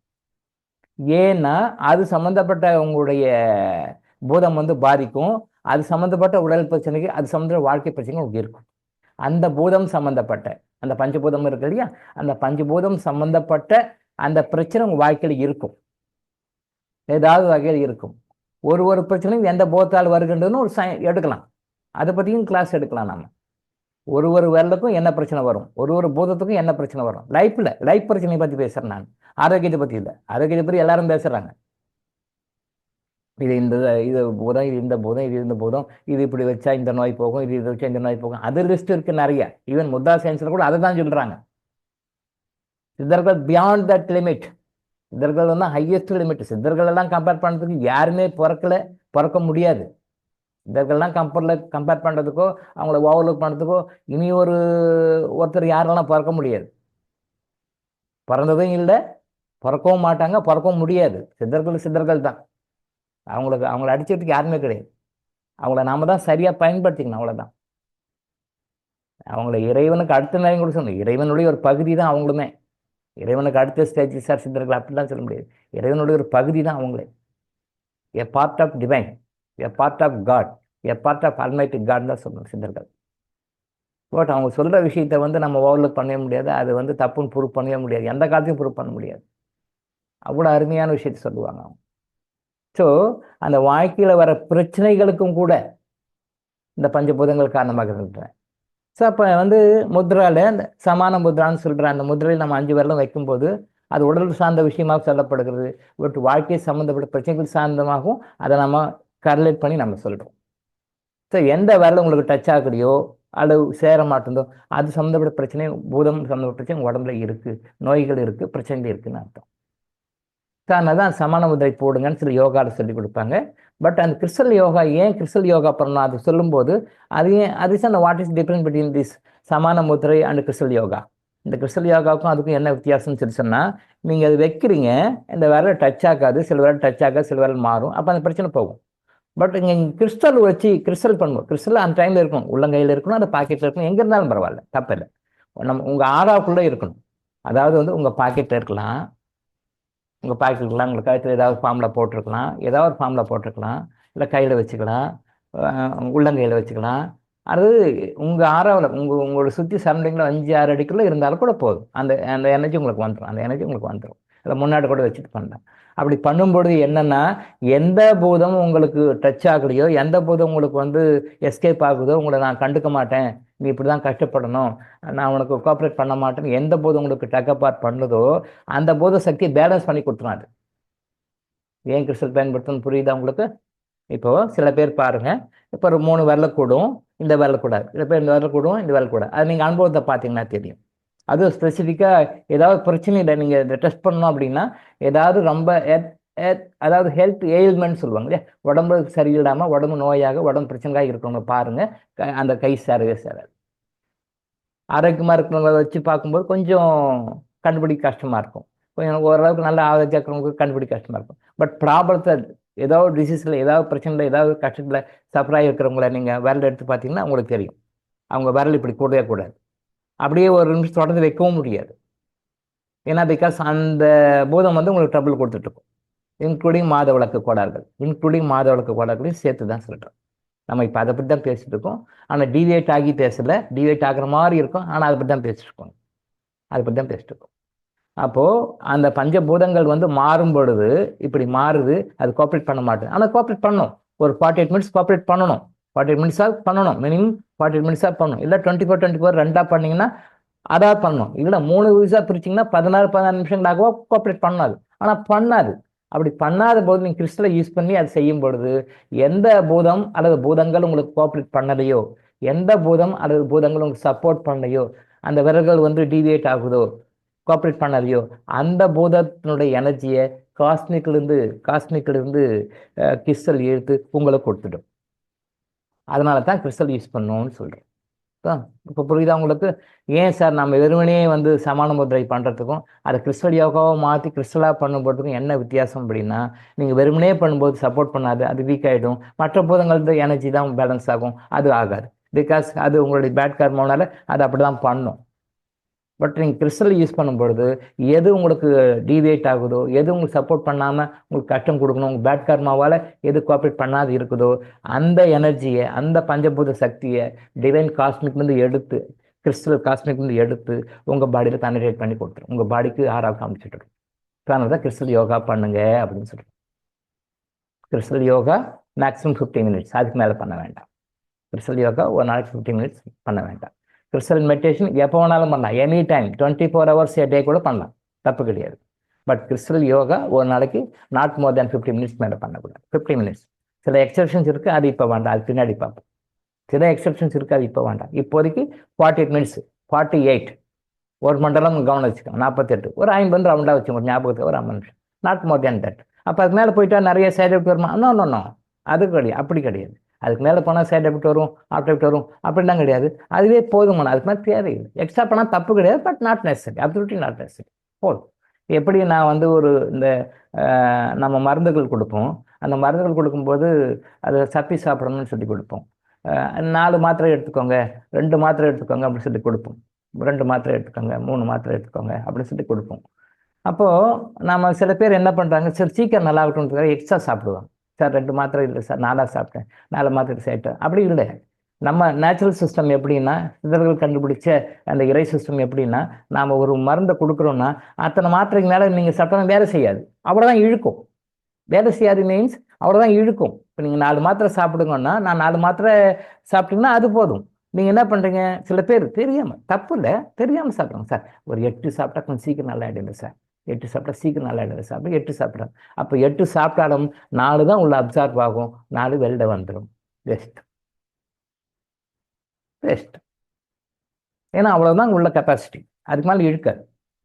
பட் ஆங்கில முறை மொத்தத்தில் அது என்ன பண்ணுவாங்க, டோசேஜ் அதிகப்படுத்தி கொடுப்பாங்க, பவர் இன்க்ரீஸ் பண்ணி மாத்திரை அதிகமாக பண்ணி கொடுப்பாங்க. அப்படி இல்லை, பாடி உள்ள எவ்வளோ அக்செப்ட் பண்ணிக்குதோ அதுதான் சித்தர்கள் சொல்லுவாங்க. சார் 2 மாதம் 2 மாதம் 4 மாதம். அப்போ நீங்கள் 48 நிமிஷத்துக்கு மேலே 50 நிமிஷத்துக்கு மேலே நீங்கள் பண்ணாலும் கூட அந்த எனர்ஜி அவ்வளோதான் இன்ஃப்ளூ ஆகும், அதுக்கு மேலே போகாது. 50 தான் மேக்ஸிமம், 50. ஒரு 5-10 நிமிஷம் முன்ன பின்ன இருக்கலாம், பரவாயில்ல. அதுக்கு மேலே நீங்கள் பண்ணாலும் அதுக்கு மேலே உள்ளே போகாது, அதுக்கு மேலே உள்ளே போகாது. Auto system, cut off system. ஆனால் அந்த 48 நிமிஷம் வரைக்கும் பண்ணுங்க, அதுக்கு மேலே வேண்டாம்னு சொல்ல காரணம் வந்து அதுதான். இப்போ எப்படி இதை கம்பேர் பண்ணி சொல்லலான்னா, இப்போது மொபைல் சார்ஜ் போடுறாங்க. ஆரம்பத்தில் வந்த புதுசில் மொபைல் சார்ஜ் போடணும்னா இவ்வளோ நேரம் போடணும், இவ்வளோ நேரம் போடணும், இவ்வளோ நேரம் போடணும். ஒரு மொபைல் வந்த புதுசில் அந்த ஒரு ரெஸ்ட்ரிக்ஷன்ஸ் இருந்தது. அப்புறம் என்ன பண்ணிட்டாங்க, சில பேர் மொபைல் போட்டு அப்போ ரொம்ப எனர்ஜி போடனால அது பல்ஜ் ஆகிடும், சார்ஜ் போட்டுகிட்டே இருப்பாங்க. அது ஃபுல்லாக சார்ஜ் ஆகிட்டு ஒரு 1 hour சார்ஜ் ஆகிட்டுக்கும், செல்ஃபோன் சார்ஜ் ஆகிட்டுக்கும். பட் இவங்க வந்து எடுக்கவே மாட்டாங்க, எனர்ஜி போயிட்டே இருக்கும், எலக்ட்ரிக் எனர்ஜி போயிட்டே இருக்கும். அப்போ என்ன ஆகும், நாளையில் அது வந்து பேட்ரி பல்ஜ் ஆகிடும், அப்புறம் அது உப்பிடும், அப்படியே உப்பிடும், கரெக்டாக உள்ளே இன்செர்ட் பண்ண முடியாது, பிரச்சனை வரும். என்னன்னு சொல்லி கேட்டால் மொபைல் சர்வீஸ் பண்ணுறவர் சொல்லுவார், சார் நீங்கள் சார்ஜ் நிறைய போட்டுட்டீங்க சார், அதனால் வந்து பேட்ரி பல்ஜ் ஆகி போச்சு, நீங்கள் அந்த கரெக்டாக டைம் ஆச்சுன்னா அது கட் பண்ணி அதுக்கு மேலே பண்ணக்கூடாது அப்படின்னு சொல்லுவாங்க இல்லையா. அதே மாதிரி தான் இதில் இப்போ ரீசெண்டாக என்ன பண்ணிட்டாங்க, அதே மாதிரி எக்ஸ்ட்ராவாக போட்டாலும் கூட அது ஆட்டோ கட் ஆஃப் மாதிரி பண்ணிட்டாங்க. இப்போ வர மொபைலில் என்ன, நீங்கள் எக்ஸ்ட்ராவாக சார்ஜ் போட்டாலும் கூட அது எவ்வளோ சார்ஜ் ஆச்சோ அவ்வளோ வரைக்கும் தான் அது ஒர்க் பண்ணும், அதுக்கு மேலே வந்து ஆட்டோ கட் ஆஃப் பண்ணி பவர் அக்செப்ட் பண்ணிக்காத மாதிரி இப்போ மொபைல் வந்துருக்கு. இப்போல்லாம் அப்படி இருந்தாலும் அது கூட ரிஸ்க்கு தான். நீங்கள் ஒரு குறிப்பிட்ட டைம் வச்சுக்கோங்க. இவங்க மொபைல் சர்வீஸ்காரங்க சொல்கிறாங்கிறதுக்காக நீங்கள் பாட்டுக்கு சார்ஜ் போட்டே இருக்காது, ஒரு குறிப்பிட்ட லெவல் வரைக்கும் போட்டு ஸ்டாப் பண்ணிடுங்க. அது ஆட்டோ கட் ஆஃப் சிஸ்டம் இருந்தாலும் கூட நீங்கள் வந்து அது குறிப்பிட்ட லெவலுக்கு மேலே நீங்கள் சார்ஜ் போடாதீங்க. இந்த மாதிரி ஆட்டோ கட் ஆஃப் சிஸ்டம் இருக்குதுன்னு நம்பி, ஆட்டோ கட் ஆஃப் சிஸ்டம் இருக்குது நம்ம எடுக்கலாம் கூட பரவாயில்ல, ஆட்டோ கட் பண்ணிக்கும் அப்படின்னு சொல்லி நம்பி, அவங்க மேனுக்கு சொன்னதை நம்பி ஏமாந்து எடுக்காமல் கேர்லெஸ்ஸாக விட்டுட்டவங்க சில பேருக்கு பேட்ரி வெடித்து வீட்டில் ஆக்சிடென்ட் நடந்திருக்கு. சார்ஜ் பண்ணும்போது பேட்ரி வெடித்து ஆக்சிடென்ட் நடந்திருக்கு. இதை நான் நியூஸ் பேப்பரில் சில கேஸ் எல்லாம் பார்த்துருக்கேன். அதை கிளியர் வாயின்ஸில் ஏன் அந்த மாதிரி நடந்திருக்குன்னு சொல்லி பார்த்தா இப்படி தான் நம்பி ஏமாந்துக்கிறாங்க. கிளியர் வாயின்ஸ் பார்த்தபோது தான் தெரிஞ்சது என்ன விஷயம், ஏன் வந்து பேட்ரி வெடிச்சது, இப்படி ஆகிப்போச்சு அப்படி ஆச்சுன்னு பேப்பரில் வரும்போது ஒரு 3 கேஸை நான் பிஹெச்டி பண்ணும்போது ரெவியூ பண்ணேன், ஏன் அந்த மாதிரி ஆச்சுன்னு. கிளியர் வாயின்ஸில் பார்த்தா கம்பெனிக்காரன் சொல்லியிருக்கான், ஆட்டோ கட் ஆஃப் ஒரு 2 hours ஆச்சுன்னா ஆட்டோமேட்டிக் கட் ஆகிடுங்க, அதுக்கு பிறகு ஒன்றும் பிரச்சனை இல்லை, நீங்கள் எடுக்கலாம் கூட பிரச்சனை இல்லை. இப்போ லேட்டஸ்ட்டாக ரீசெண்டாக வர மொபைல் ஃபோன் அப்படி அந்த ஃபெசிலிட்டி இருக்குது, முதல்ல வந்த ஃபோன் அப்படி இல்லை. பட் இப்போ என்னன்னா இதை நம்பி அவங்களுக்கு கேர்லெஸ்ஸாக விட்டுட்டு போயிட்டாங்க. நான் பார்த்த ஒரு 3 கேஸ் தான் அதை ரெவ்யூ பண்ணி பார்த்தேன். அந்த 3 கேஸுமே இந்த மாதிரி கேர்லெஸ்ஸாக விட்டுட்டு போய் பஸ் டாய் வெடித்த கேஸ் தான். அதனால் கம்பெனிக்காரன் சொல்கிறான்றதுக்காகலாம் நீங்கள் பண்ண வேண்டாம், டெக்னாலஜி ஒரு இடத்துல ஃபெயிலியர் ஆகிடும், சார்ஜ் போட்டு எடுத்துக்கோங்க. பட் இப்போது எதுக்காக சொல்ல வந்தேன்னா, இப்போ நம்ம வந்து அந்த முத்ரா போடும்பொழுது, கிறிஸ்டல் யோகா போடும்பொழுது அந்த 50 நிமிஷத்துக்கு மேலே போச்சுன்னா இங்கே பஸ்டிங்கெல்லாம் நடக்காது, இங்கே பஸ்டெல்லாம் ஆகாது, ஒன்றாக சேரக்கும் வராது, படன் அதோட ஸ்டாப் ஆகி நீங்கள் அதுக்கு மேலே உட்காந்துருந்தாலும் time waste, energy waste, time waste தான். நீங்கள் டைம் வேஸ்ட் பண்ணுறீங்க, எனர்ஜி வேஸ்ட் பண்ணுறீங்க, அதுக்காக உட்காந்து தேவையில்லாமல் மெனக்கட்டுறீங்க, அவ்வளோ. 50 மினிட்ஸ் போதும், 50 மினிட்ஸ் நாட் மோர். ஒரு நாளைக்கு ஃபார் 24 ஹவர்ஸ், ஒரு நாளைக்கு 24 ஹவர்ஸ், ஒரு நாளைக்கு ஒரு முறை 50 மினிட்ஸ் மட்டும் போட்டோம். நிறைய மிராக்கள் நடக்கும் உங்கள் லைஃப்பில், நிறைய மிராக்கள் நடக்கும் நீங்கள் அதை கரெக்டாக பண்ணிங்கன்னா. நாட் ஒன்லி இன் ஹெல்த், எல்லாத்துலேயும், பொருளாதார ரீதியில், அன்பான உறவுகளில், ஆன்மீகம் சம்மந்தப்பட்ட விஷயங்களில், ஆரோக்கியத்தில், எல்லா விஷயமும் விஷயம் தரும். கிறிஸ்டல் மெடிடேஷனுடைய, கிறிஸ்டல் யோகானுடைய பெனிஃபிட்டை நீங்கள் இன்னமும் யாரும் அதுலேருந்து அதனுடைய பெனிஃபிட் 100% இருக்குன்னா, நேத்தினுடைய ரெவ்யூ மீட்டிங்கில் படி இன்னும் யாரும் 10% கூட உணரவில்லை. நேற்று ரெவ்யூ மீட்டிங் ரிப்போர்ட்டில் கிறிஸ்டல் மெடிடேஷன்லையும் கிறிஸ்டல் யோகாலையும் உங்களுக்கு கிடைக்கிற பலன்களை 100 அப்படின்னு சொல்லி சொன்னால், நீங்கள் இது வரைக்கும் உணர்ந்தது நாட் மோர் தென் 10% மேலே யாரும் போல, யாருமே போல. அதில் போகணும் கூட கொஞ்சம் பெண்கள் தான் போயிருக்கிறாங்க, ஆண்கள் போல. அதில் கூட அந்த அந்த 10%ல் கூட பெண்கள் தான் போயிருக்காங்க, ஆண்கள் யாரும் போல, ஆண்கள் பின்னாடி தான் இருக்காங்க நேற்று ரெவ்யூ மீட்டிங் ரிப்போர்ட்டை படி. ஸோ அப்போ 10% தான் இருக்கும், அதை அப்படியே உயர்த்தி 100%க்கு நம்ம போகணும். ட்ரை பண்ணுங்க, நீங்கள் நல்லா இருப்பீங்க, செஞ்சால் நீங்கள் நல்லா இருப்பீங்க, அவ்வளோதான். ஸோ கிளாஸ் போடுறீங்க சார், கிளாஸ் போடுறதுனால எங்களுக்கு டைம் இல்லை சார் அப்படின்னு சில பேர் சொல்கிறீங்க. உண்மைதான், கிளாஸு போடுறீங்க சார், காலையில் ஆரம்பிச்சிங்கன்னா ஒரு 2 ஹவர்ஸ் போயிடுது, முன்ன பின்ன போயிடுது, அதனால் எங்களால் செய்யறதுக்கு டைம் இல்லை, ரைட்டு, ஓகே. இதுக்காக நீங்கள் செய்யுங்க அப்படின்னு சொல்லி விட்டாலும் கிளாஸும் ரொம்ப இம்பார்ட்டண்ட்டாக இருக்குது. நீங்கள் வந்து அந்த கிறிஸ்டல் யோகா, கிறிஸ்டல் மெடிடேஷனில் என்ன வந்து உள்வாங்குறீங்களோ, என்ன பெனிஃபிட் கிடைக்கும், அது கிளாஸ்லேயும் கொடுக்குறோம், கிளாஸ்லேயும் கொடுக்கும். என்னை பார்க்கும் பொழுது உங்களுக்கு அந்த எனர்ஜி வருகிறது, என்னுடைய குரலை கேட்கும்போது உங்களுக்கு அந்த எனர்ஜி வருகிறது, இது உள்ளே போய் டியூனப் பண்ணுது. அப்போ crystal meditation, crystal yoga, crystal meditation, crystal yoga செய்கிற பெனிஃபிட்டு கிளாஸில் உட்காந்தாலும் கிடைக்குதுங்க. இது ரொம்ப இம்பார்ட்டண்ட்டான விஷயம். அப்போ இதில் வந்து 2 ஹவர்ஸ் வேஸ்ட் பண்ணுறமே நீங்கள் நினைக்க வேண்டாம். இங்கே கிளாஸில் உட்காரும் பொழுது நீங்கள் கிறிஸ்டல் மெடிடேஷன் பண்ணால் உங்களுக்கு என்ன எனர்ஜி கிடைக்குமோ, ஸ்ட்ரெஸ் கிடைக்குமோ, நீங்கள் கிறிஸ்டல் யோகா பண்ணால் என்ன எனர்ஜி கிடைக்குமோ, அந்த என்ன ப்ளஸ் பெனிஃபிட்ஸ் கிடைக்குமோ, அந்த பெனிஃபிட்ஸ் இங்கே கிளாஸில் வந்து உட்காந்து என்னை பார்க்கும்பொழுது உங்களுக்கு அந்த எனர்ஜி செலுத்தப்படுகின்றது, வருகிறது. உங்களுக்கு என்னுடைய குரலை கேட்கும்போது உங்களுக்கு அந்த எனர்ஜி வருகிறது, கொடுக்கப்படுகிறது. அது எத்தனை பேர் அதை வந்து உணர்றீங்க உணரலன்றது வேறு சமாச்சாரம். அது உங்களுடைய ஃபைன் டியூனிங் பொறுத்து, உங்களுடைய ஆறா, உங்களுடைய ஃபிசிக்கல் பாடி, உங்களுடைய மென்டல் பாடி, உங்களுடைய ஆஸ்ட்ரல் பாடி, உங்களுடைய உடம்பு, மனசு, உங்களுடைய ஆத்மா எவ்வளோ உள்வாங்கிக்கிறது, எவ்வளோ உள்வாங்கி கொள்கின்றது என்ற விஷயத்தை பொறுத்தது. பட் எல்லாருக்குமே whether you accept it not, whether you believe it or not, or you realising it not, அதை நீங்கள் உணர்றீங்களா உணரலையா, அப்படி இல்லைன்னா கூட, தெரியலன்னா கூட எனர்ஜி இங்கே வருகிறது, அதை நீங்கள் வாங்கிக்கணும். அதுதான் கிளாஸில் கம்பல்சரி அட்டன் பண்ணுங்கன்றான். அதுதான் அட்டண்டன்ஸ் சிஸ்டம் இப்போ கொண்டு வர சொல்லியிருக்காங்க, கம்பல்சரியாக கிளாஸ் அட்டன் பண்ணு.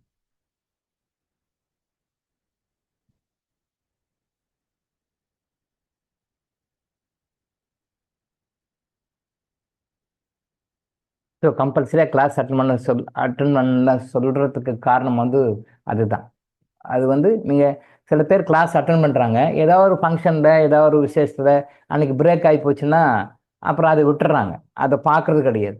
அப்புறம் ஏதாவது ஒரு கான்வர்சேஷனில் பேசும்போது, அடாடா சார் அது எனக்கு தெரியலையே சொல்லி, இல்லைம்மா நான் அந்த கிளாஸில் பேசுனேன் சொன்னேன்னா, அன்றைக்கின்னு பார்த்து மிஸ் பண்ணிட்டேன் சார், அன்றைக்கி நான் ஒரு ஃபங்க்ஷனுக்கு போனேன் சார், அன்றைக்கி நான் இங்கே போனேன் சார், அங்கே போனேன் சார், மிஸ் பண்ணிட்டேன் சார். தயவு செய்து அதை வந்து நீங்கள் அதை பாருங்கள். ஒரு நாளைக்கு மிஸ் ஆகி போச்சுன்னாக்குள்ள அதை பாருங்கள், இன்றைக்கி என்ன சொல்லியிருக்காங்க, என்ன பண்ணியிருக்காங்க அப்படின்னு சொல்லிட்டு நீங்கள் லைவில் அட்டன் பண்ண முடியல, ரைட்டு, ஓகே. அது யூடியூப்பில் லைவாக வச்சுருப்போம், எப்பயுமே லைஃப்பில் வச்சுருப்போம். சசிகுமார் பிரதர் வந்து மிராக்கல் மார்னிங்கில் அதை அப்போடு போட்டு ப்ரைவேட்டுன்னு சொல்லிட்டு கட் பண்ணி விட்டுறாங்களே, அது கூட நீங்கள் பார்க்க முடியாது. இங்கே அப்படி கிடையாது, இங்கே அப்படி கிடையாது. இன்னும் 1,00,000 வருஷம் கழித்தாலும் கூட இது லைவில் இருக்கும். சித்தர்களுடைய எதிர்பார்ப்பாது. இன்னும் 1,00,000 இயர்ஸ் கழித்து அப்போ இருக்கிற ஜென்ரேஷனில் அதை பார்த்தாங்கன்னா கூட அன்றைக்கி அது லைவாக இருக்கும். அந்த மாதிரி அவங்க கொண்டு போகிறாங்க.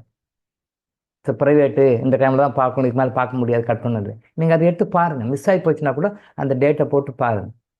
எல்லாத்துக்கும் நம்பரிங் கொடுக்க சொல்லியிருக்காங்க. முன்னாடி தான் பழைய வீடியோவில் நம்பரிங் இருக்கும், பழைய வீடியோ நம்பரிங் இருக்கும். இப்போ கொஞ்சம் நம்பரிங்கை விட்டுட்டாங்க. அது திருப்பி கண்டினியூ பண்ணி நம்பரிங் கொடுக்கணும்னு சொல்லியிருக்காங்க, நைட்டு சொல்லியிருக்காங்க. ஸோ முன்னாடி பழைய வீடியோஸ் நம்பரிங் இருக்குது, எல்லாத்துக்கும் நம்பர் இருக்கும். Awareness video number 1, awareness video number 2 அப்படின்னு சொல்லி நம்பர் கொடுத்துருப்பாங்க. எல்லாத்துக்கும் நம்பர் இருக்கும். அது மதியில் கொஞ்சம் கேப்பில் விட்டுட்டாங்க.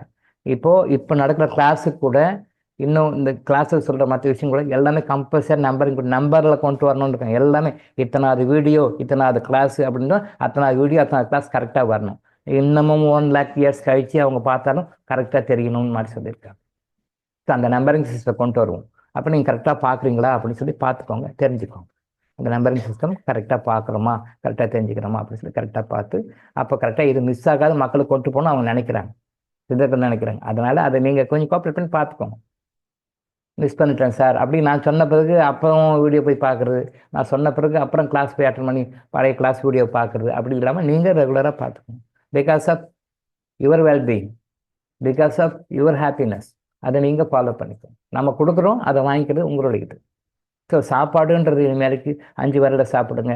சில பேர் இந்த கையை தூக்கிட்டு சாப்பிடுவாங்க, நல்லா பார்த்துட்டோங்க. கையை தூக்கிட்டு சாப்பிடுவாங்க, சில விரல் தூக்கிடும். அந்த விரல் தூக்கிடும்னா என்ன அர்த்தம்? அந்த சம்மந்தப்பட்ட பிரச்சனை உங்களுக்கு இருக்கணும், நீங்கள் சஃபர் ஆகணும்னு அர்த்தம். அதனால் முடிஞ்ச வரைக்கும் அந்த பழக்கம் இருக்கும் கொஞ்சம் மாற்றிக்கணும். டக்குன்னு மாற்ற விடாது, கர்மா மாற்ற விடாது, நெகட்டிவ் கர்மா மாற்ற விடாது. அதனால் 5 விரலும் சேர்ந்து சாப்பிடும். ஸோ சாப்பிடும் பொழுது சில பேர் சாப்பிடும் பொழுது எப்பவுமே முடிஞ்ச வரைக்கும், அதாவது ஒன்னொன்றுக்கு ஒரு டைரக்ஷன் இருக்குது, ஒன்னொன்றுக்கு ஒரு டைரக்ஷன் இருக்குது. இந்த டைரக்ஷனாக இருக்கணும், இந்த டைரக்ஷனாக இருக்கணும். ஒரு விஷயத்துக்கு இருக்கிற டைரக்ஷன் இன்னொரு விஷயத்துக்கு வேறு மாதிரி இருக்கும். ஒன்றுக்கு பாசிட்டிவாக இருக்கும், நெகட்டிவாக இருக்கும். ஸோ அதை வந்து கிளாஸிஃபை பண்ணி சித்தர்கள் சொல்லியிருக்காங்க. எப்போ சாப்பிட்டாலுமே, எப்போ சாப்பிட்டாங்க, ஈவன் ஒரு காப்பி டீ குடிக்கிறீங்க, ஒரு பால் குடிக்கிறீங்க, ஒரு ஜூஸ் சாப்பிட்றீங்க அப்படின்னா கூட எப்பயுமே முடிஞ்ச வரைக்கும் கிழக்கு பக்கம் பார்த்த மாதிரி சாப்பிடுங்க. எப்போ சாப்பிட்டாலும் உட்காந்து சாப்பிடுங்க, நின்றுட்டு சாப்பிடாதீங்க. ஃபாரின் சிஸ்டம் தப்பான சிஸ்டம், பஃபே சிஸ்டம் தப்பான சிஸ்டம். காஸ்ட்லியாக கொடுப்பாங்க, நின்று தான் சாப்பிடணும். கையேந்தி பவன் மாதிரி தட்டை தூக்கி வச்சுட்டு சாப்பிடணும். அது பெரிய ஸ்டார் ஹோட்டலில் தான் நடக்கும் மீட்டிங், லட்சக்கணக்கில் செலவு பண்ணி பெரிய கிராண்டாக கொடுப்பாங்க. ஆனால் கையேந்தின்னு போகணும், அங்கங்கே போய் நின்று தான் சாப்பிடணும். அது ஒரு ஸ்டைல் தெரியல அவங்களுக்கு. சாப்பாடு தண்ணி குடித்தா கூட, தண்ணி குடிச்சிங்கன்னா கூட, பால் ட்ரிங்க்ஸ் எது சாப்பிட்டாலும் சரி, பழச்சாறு இது மாதிரி எது சாப்பிட்றீங்க, உங்கள் உடம்புக்குள்ளே வயிற்றுக்குள்ளே வாய்க்குள்ளே ஏதாவது போதுனாலும் எப்போ சாப்பிட்டாலும் சிட்டிங் போஸ்டரில் உட்காரணும், சிட்டிங் போஸ்டரில் உட்காரணும். ஸ்டாண்டிங் போஸ்டர் நின்று நீங்கள் குடிச்சிங்க அப்படின்னா உங்களுடைய சிறுநீரக கல் உருவாகுவதற்கும் பித்தக்கல் உருவாவதற்கும் கூட அது ஒரு காரணமாக இருக்கின்றதுன்னு தெரிஞ்சுக்கோங்க.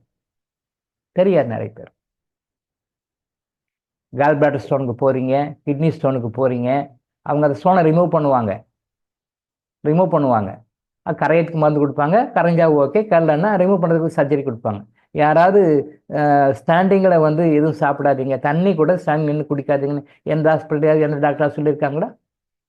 எந்த ஆன்மீகவாதியாக சொல்லியிருக்காங்களா? யாருக்கும் தெரியாது. இங்கே தான் சொல்லிக் கொடுக்குறோம், டாக்டர் இளங்காயசுக்கு தான் சொல்லிக் கொடுக்குறோம். நீங்கள் நின்று கொண்டு தண்ணீர் குடித்தால், நின்று கொண்டு சிறுநீர் கழித்தால், ஆண்களை பொறுத்த வரைக்கும் நின்று கொண்டு சிறுநீர் கழித்தால் அது பித்தப்பையிலையும் சிறுநீரக்கல்லும் உருவாவதற்கு ஒரு காரணமாக இருக்கின்றது. இதனால் மட்டுமே இல்லை, இதுவும் ஒரு காரணம்னு சொல்கிறேன். நல்லா புரிஞ்சுக்கோங்க, தப்பாக புரிஞ்சுக்கணும், சரியாக புரிஞ்சுக்கணும். சிறுநீரக்கல் உருவாவதற்கும் பித்தப்பைக்கல் உருவாவதற்கும் பல காரணங்கள் இருக்குது. அந்த பல காரணங்களில் இதுவும் ஒரு காரணம்னு தெரிஞ்சுக்கணும். நின்று கொண்டு தண்ணி குடிப்பது தவறு. சிட்டிங் பொசிஷன் தான் உட்காந்து குடிக்கணும். எடுத்தோடனே மடக்குன்னு குடிப்பாங்க, அப்படி கடன்னு உள்ள போகும். அப்படி போகக்கூடாது. சிப் பை சிப்பாக கொஞ்சம் கொஞ்சமாக தான் உள்ளே இறக்கணும் தண்ணி. அப்படி சில பேர் பார்த்தீங்கன்னா நீங்கள் படித்தவங்க கூட வெல் எஜுகேட் கூட அப்படியே எடுத்து நாட்டுவாங்க, கடன்னு அப்படி உள்ளே இறக்கும். அப்படி பண்ணக்கூடாது. தண்ணி குடித்தா அப்படி பேரலாக இப்படி வச்சுக்கணும், கைஸ் இப்படி வச்சுட்டு கூட இப்படி சாதாரணமாக வச்சு தண்ணியை குடித்து அதை வாயில் வச்சு வாயினுடைய அந்த ஹீட்டுக்கு கொண்டு வந்து ஸ்டெப் பை ஸ்டெப்பாக கிராஜுவலாக முழுங்கணும். கொஞ்சம் கொஞ்சமாக முழுங்கணும். கொஞ்சம் ஒரு டைம் 2 நிமிஷம் எடுத்துக்கலானே. கடன்னு குடிச்சு என்ன சாதிக்க போகிறோம்? கொஞ்சம் எவ்வளோ அப்படின்னா நம்ம வந்து அப்படியே ஆர்பிட் போயிட்டுருக்கு, சேட்டலைட் போயிட்டுருக்கு, அதை கரெக்டாக ஆர்பிட்டில் கரெக்டாக உட்கார இருக்குன்னா மிஸ் ஆகிடணும். அப்படியே என்ன பார்த்து என்ன பண்ண போகிறோம்? டைம் இப்படி தான் வீணாக போயிருங்கிறோம் நாம். அழகா நல்லா உட்காருங்க, தண்ணி குடிங்க, அழகா சிப் பண்ணி கொஞ்சமாக குடிங்க. தண்ணி குடிக்கிறது கூட நிறைய பேர் தப்பு பண்ணுறாங்க. டாக்டர்ஸே அப்படி பண்ணுறாங்க. டாக்டர்ஸே அப்படி குடிக்கிறாங்க. தெரியல, அப்படியே கப்பா அடிக்கிறது, கட கட கடன்னு அடிக்கிறது. தப்பு. இது உடல் பிரச்சனைகளை உருவாக்கும், மன பிரச்சனைகளை உருவாக்கும், ஆத்மா சார்ந்த பிரச்சனை உருவாக்கும், கால்பிளாடர் ஸ்டோனை உருவாக்கும், கிட்னி ஸ்டோனை உருவாக்கும், டைஜஷன் உணவு ஜீரணம் சம்பந்தப்பட்ட சில பிரச்சனைகளை உருவாக்கும். கண்டிப்பாக உருவாக்கும். ஸோ எப்பயுமே உட்காந்து சாப்பிடுங்க. முடிஞ்ச வரைக்கும் எப்பயுமே சாப்பிடுன்னு போது முதல்ல கிழக்கு பார்த்து சாப்பிடுங்க. கிழக்கு பார்த்து சாப்பிடுங்க. அப்படி கிழக்கு முடியலையா தெற்கு பார்த்து சாப்பிடுங்க. சாப்பாடு ஏன்னா டைரக்ஷன் மாறும். வேணா நோட் பண்ணிக்கோங்களா, கிளியராக நோட் பண்ணிக்கோங்க. எதுக்கு எப்படி சாப்பிடணுன்றது நம்ம சொல்கிறேன்.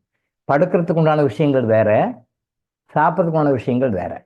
படுக்கிறது வேற, சாப்பிட்றது வேற. சாப்பிட்றோம் அப்படின்னு சொல்லி சொன்னால் கிழக்கு பார்த்து சாப்பிடணும், நம்பர் 1. நம்பர் 2, கிழக்கு முடியல அப்படின்னா தெற்கு பார்த்து சாப்பிடணும், நம்பர் 2. தெற்கு பார்த்து சாப்பிடணும், நம்பர் 2. வாய்ப்பே இல்லையா மேற்கு பார்த்து சாப்பிடணும், அது 3வது. ஃபர்ஸ்ட் கிழக்கு, 2வது தெற்கு, 3வது மேற்கு. வடக்கு பார்த்து எப்பயும் உட்கார்ந்து சாப்பிடக்கூடாது. இப்போ தவிர்க்க முடியாத சூழ்நிலை ஒரு ஃபங்க்ஷனுக்கு போகிறீங்க. அந்த ஃபங்க்ஷனில் அந்த ரோ பந்தி வடக்கு பார்த்து தான் போட்டிருக்கான். என்ன பண்ணுங்க? சாப்பிடாம வர முடியாது, சாப்பிட்டாகணும். ஸோ அங்கே வடக்கு பார்த்து தான் போட்டிருக்கான். ஹோட்டலில் போகிறீங்க, ஹோட்டலில் அந்த ரோ பெஞ்செல்லாம் போட்டிருப்பாங்க, அவங்க வேறு டைரெக்ஷனில் போட்டிருப்பாங்க. அப்போ எல்லாரும் சீட்டு உட்காந்துருப்பாங்க, அது வடக்கு பார்த்து சீட் தான் காலியாக இருக்கும். நீங்கள் அங்கே போய் தான் உட்காந்து சாப்பிடணும். அப்போ என்ன பண்ணுவீங்க? தர்ம சங்கடம் தான். என்னடா இந்த டாக்டர் இப்படி சொல்லிட்டாரு, இப்படி உட்காந்து சாப்பிடணும், ஒன்று பட்னியாக தான் வரணும், சாப்பிடாம இருக்க முடியாது. ஸோ அந்த மாதிரி டைமில் உங்கள் கையில் கிறிஸ்டல் இருந்ததுன்னா கிறிஸ்டல்கிட்ட இறைவா நான் டைரக்ஷன் மாறி சாப்பிட்றேன், இந்த நெகட்டிவ் ரிமூவ் பண்ணி எனக்கு சரி பண்ணி கொடுத்துருங்கன்னு ஒரு கமாண்டு, ஒரு ரிக்வஸ்ட் வச்சுட்டு சாப்பிட்டீங்கன்னா அது பேலன்ஸ் பண்ணி கொடுத்துரு. முடிஞ்ச வரைக்கும் ட்ரை பண்ணுங்க. முடியாத போது பரவாயில்ல, தப்பு இல்லை. ஒரு கல்யாண பந்தியில் போய் எனக்கு ரோ மாற்றி போட்டு சொல்ல முடியாது, அங்கே வடக்கு பார்த்தா இருக்கும், சரி அங்கே போய் உட்காந்தா சாப்பிடணும். ஒரு ஃபங்க்ஷன் வீட்டுக்கு போகலாம், அந்த ஃபங்க்ஷனில் வடக்கு பார்த்தா ரோவில் தான் நமக்கு அந்த பந்தியில் தான் உட்கார இடம் கிடைக்குது, வேறு வழி இல்லை, உட்காருங்க. ஹோட்டல் போகிறீங்க, ஹோட்டலில் அங்கே தான் அந்த அந்த அந்த ஃபேஸிங் டைரக்ஷன் பெஞ்சு தான் காலியாக இருக்கும், சீட் தான் காலியாக இருக்கும், வேறு வழி இல்லை. அது மாதிரி தவிர்க்க முடியாத சூழ்நிலைகள் அப்படி இருந்ததுன்னா உங்கள் கையில் கிறிஸ்டல் இருந்ததுன்னா கிறிஸ்டல் வேறு வழி இல்லாமல் உட்காந்து சாப்பிட்றேன், இந்த எனர்ஜியை பாசிட்டிவ் எனக்கு மாற்றி கொடுத்துருங்க அப்படின்னு அதுக்கிட்ட சொல்லிவிட்டு நீங்கள் சாப்பிட்டீங்கன்னா அது மாற்றி கொடுத்துரு. மற்றபடி முடிஞ்ச வரைக்கும் ட்ரை பண்ணுங்க. இதில் அவ்வளோ விஷயம் இருக்குது, தெரியல, நிறைய பேருக்கு தெரியல, நிறைய பேருக்கு தெரியல. நீங்கள் இந்த முறையில் மாற்றி சாப்பிடும்போது உங்களுடைய நோய்கள் நீங்கும், உங்களுடைய பொருளாதார நிலை அதிகரிக்கும், கடன்கள் குறையும், வரவு அதிகமாகும், அன்பான உறவுகள் அமையும். எப்படி சார்? அவ்வளோ விஷயம் இருக்குது, அதை பற்றி பேசலாம். அவ்வளோ விஷயம் இருக்குது, அவ்வளோ இறை ரகசியங்கள் அதில் இருக்குது. ஆனால் முடிஞ்ச வரைக்கும் சாப்பிடும்போது இதை ஃபாலோ பண்ணும். அதே டைமில் நைட்டில் தூங்கும்பொழுது நான் பலமுறை சொல்லியிருக்கேன், எப்பயுமே முடிஞ்ச வரைக்கும் கணக்கு பார்த்து தலை கணக்கில் இருக்கணும். தலை கணக்கில் இருக்கணும். நீங்கள் காலை பற்றி கன்ஃபியூஸ் பண்ணிக்க வேண்டாம். தலை எந்த பக்கம் பார்க்கணும்னா கிழக்க பார்க்கணும், கிழக்கு பார்த்துருக்கணும். அப்படி கிழக்கு பார்க்கலை அப்படின்னா தெற்கு பார்த்துருக்கணும். தெற்கு பார்த்து தலை இருக்கணும், தலை தெற்குல இருக்கணும். வேற வழியே இல்லைன்னா மேற்கு வைக்கலாம். ஆனால் மேற்கில் வச்சா கடன்கள் கொஞ்சம் அதிகமாகும். ஆனால் முடிஞ்ச வரைக்கும் அவாய்ட் பண்ணுங்கன்னு சொல்லுவேன். தவிர்க்க முடியாத சொல்லி ஏதாவது ஒரு நாள் 2 நாள் பரவாயில்ல, பட் அதே பழக்கமாக வச்சுக்கூடாது. மேற்கு பக்கம் தலை வச்சு படுத்தீங்க அப்படின்னு சொன்னால் ஏதாவது வகையில் கடன்கள் உருவாகும் உங்கள் லைஃப்பில். அது யார் எந்த ஸ்டேட்டஸில் இருந்தாலும் சரி, எவ்வளோ ஸ்டேட்டஸ் இருந்தாலும் சரி, மேற்கு பக்கம் தலை வச்சு படுத்தீங்க அப்படின்னு சொன்னால் கடன்கள் உருவாகும்.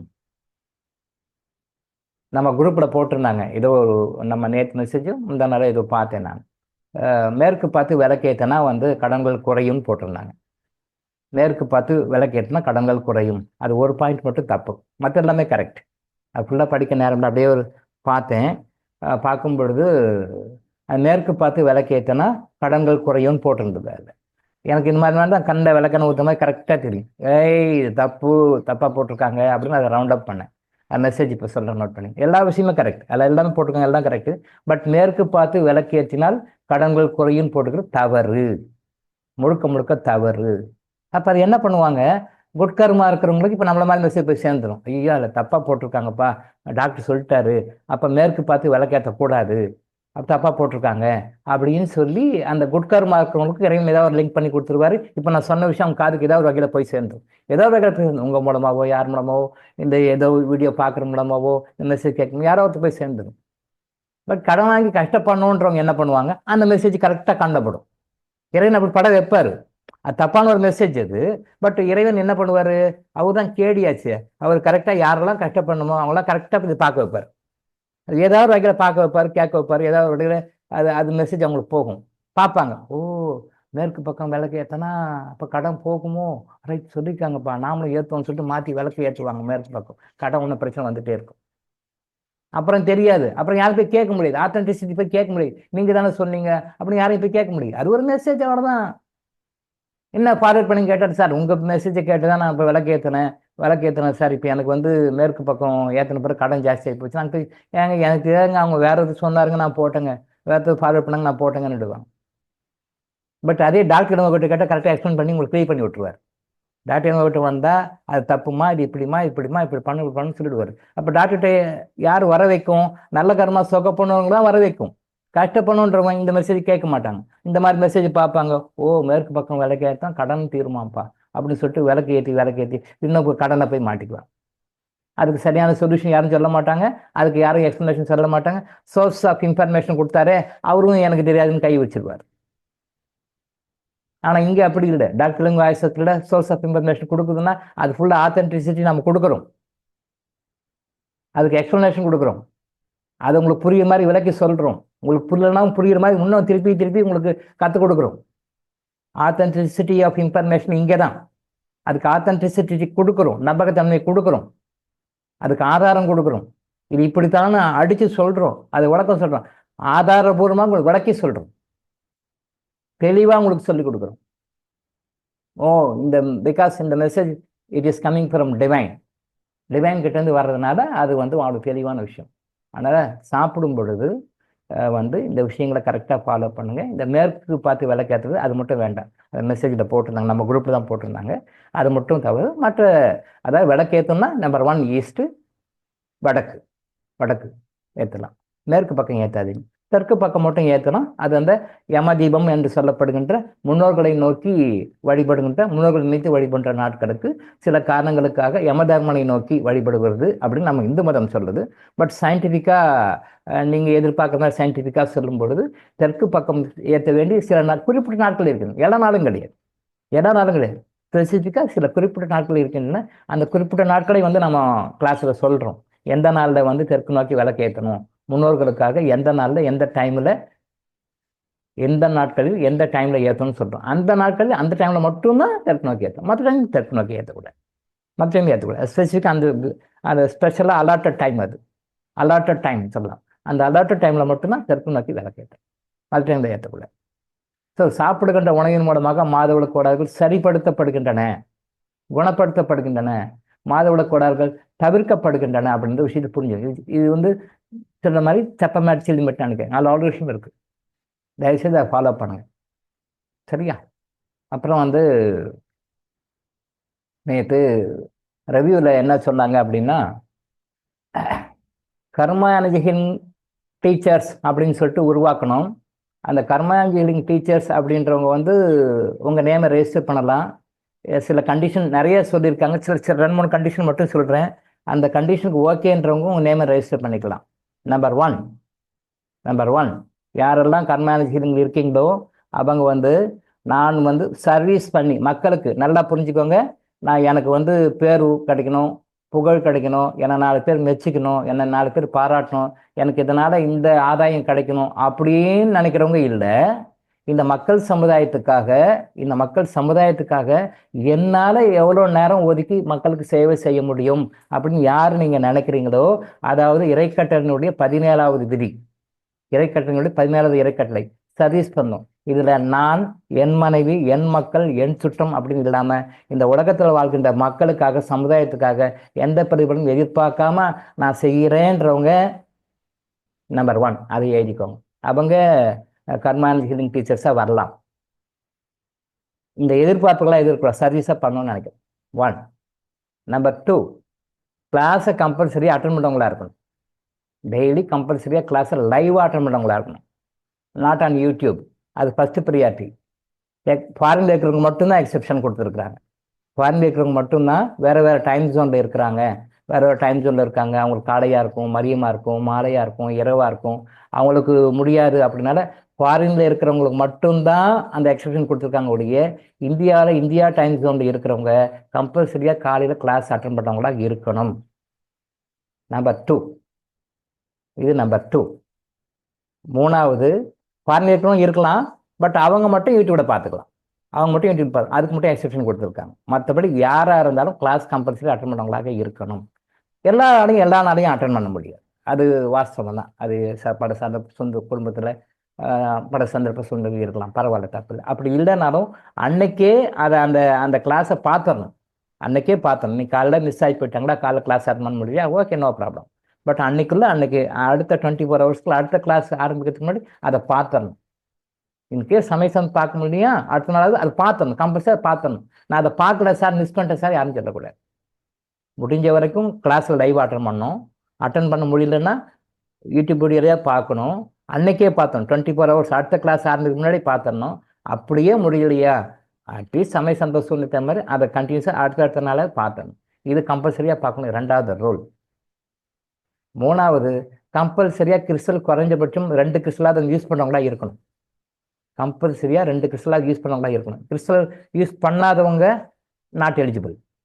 ஏன்னா கிறிஸ்டல் யூஸ் பண்ணவங்களுக்கு தான் இதனுடைய வேல்யூ நல்லா தெரியும், இந்த வேல்யூ புரியும், மற்றவங்களுக்கு புரியும். ஸோ கிறிஸ்டல் கம்பல்சரியாக யூஸ் பண்ணுறவங்களா இருக்கணும். குறைஞ்சபட்சம் 2 கிறிஸ்டல் யூஸ் பண்ணுறவங்களா இருக்கணும். ஆல்டர்னேட்டாக இருக்கணும், ஆல்டர்னேட்டாக மாறி இருக்கணும். 2 கிறிஸ்டல், மினிமம் 2 கிறிஸ்டல். எக்ஸ்ட்ரா வச்சுக்கிறது அது அவங்களுடைய குட் கர்மாவை பொறுத்தது. எக்ஸ்ட்ரா வச்சுக்கிறது அது அவங்களுடைய நல்ல கர்மாவை பொறுத்தது.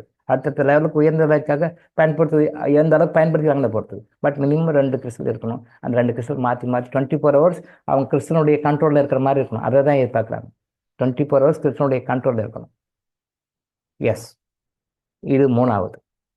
இது மெயினாக இந்த 3 விஷயங்கள் சொல்லியிருக்காங்க. இன்னும் நிறைய விஷயங்கள் சொல்லியிருக்காங்க, இப்போதைக்கு வேண்டாம், பின்னாடி பார்க்கலாம். 4வது விஷயம் என்ன அப்படின்னு சொன்னால், நாளைக்கு உங்கள் மக்கள் உங்ககிட்ட அப்ரோச் பண்ணுறாங்க, ஒரு டவுட்டை கேட்குறாங்க, ஒரு கிளியரன்ஸ் கேட்குறாங்க, ஒரு இது கேட்குறாங்கன்னா சடிச்சிக்கக்கூடாது,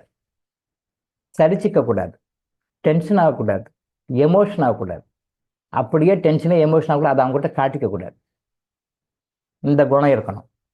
ஏதோ ஒரு விஷயம் கேட்குறாங்க, ஏதோ ஒரு விஷயம் பண்ணுறாங்க, நாம் நினைப்போம் அது சில்லி மேட்ரு பார்த்துக்கலாம் அப்படின்னு. நமக்கு நம்ம 1000 சூழ்நிலை இருக்கும். ஏடா இது பேசாமல் இந்த டீச்சர் ஆனது பெரிய எம்சியாக போச்சு, டார்ச்சராக போச்சு, இது என்ன அவங்க பணம் அடித்து நம்மளை டார்ச்சர் பண்ணுறாங்க அப்படின்னு மனசில் நீங்கள் நினைக்கக்கூடாது. நீங்கள் நினச்சா அங்கே ரெக்கார்ட் ஆகிடும், அது வேறு மேட்ரு. அப்படி நினைக்கக்கூடாதுன்னு சொல்ல வராங்க. அது ஒரு சலிப்பு, அடப்போட இதெல்லாம் கேள்வி கேட்டு பதில் சொல்லி நம்மளுக்கு தொந்தரவு பண்ணிட்டுருக்குறாங்க. பேசாமல் ஏன் தான் டீச்சராக நம்ம பேர் ரெஜிஸ்டர் பண்ணணுமோ, அப்படி வேண்டாம், பேசாமல் ஒழுங்காக இருந்துக்கலாம், நம்ம பாட்டு கிளாஸை பார்த்து அட்டன் பண்ணிட்டு வந்திருக்கலாம், எதுக்கு இதெல்லாம் அப்படின்னு சொல்லிட்டு யாராலையும் நீங்கள் டென்ஷனாக கூட சரிச்சுக்கோ. பிகாஸ் அவங்களுடைய வேதனையை அவங்க கஷ்டத்தை அவங்க சொல்கிறாங்க. அப்போ அவங்க வேதனையை அவங்க கஷ்டத்தை அவங்ககிட்ட சொல்கிறாங்கன்னா அவங்கள சரியான வாழ்வில திருத்துறதுக்கு இறைவன் உங்களுக்கு ஒரு வாய்ப்பு கொடுத்துருக்கிறாரு. அது நம்ம கொடுத்து வச்சவங்க நீங்கள் நினைக்கணும்.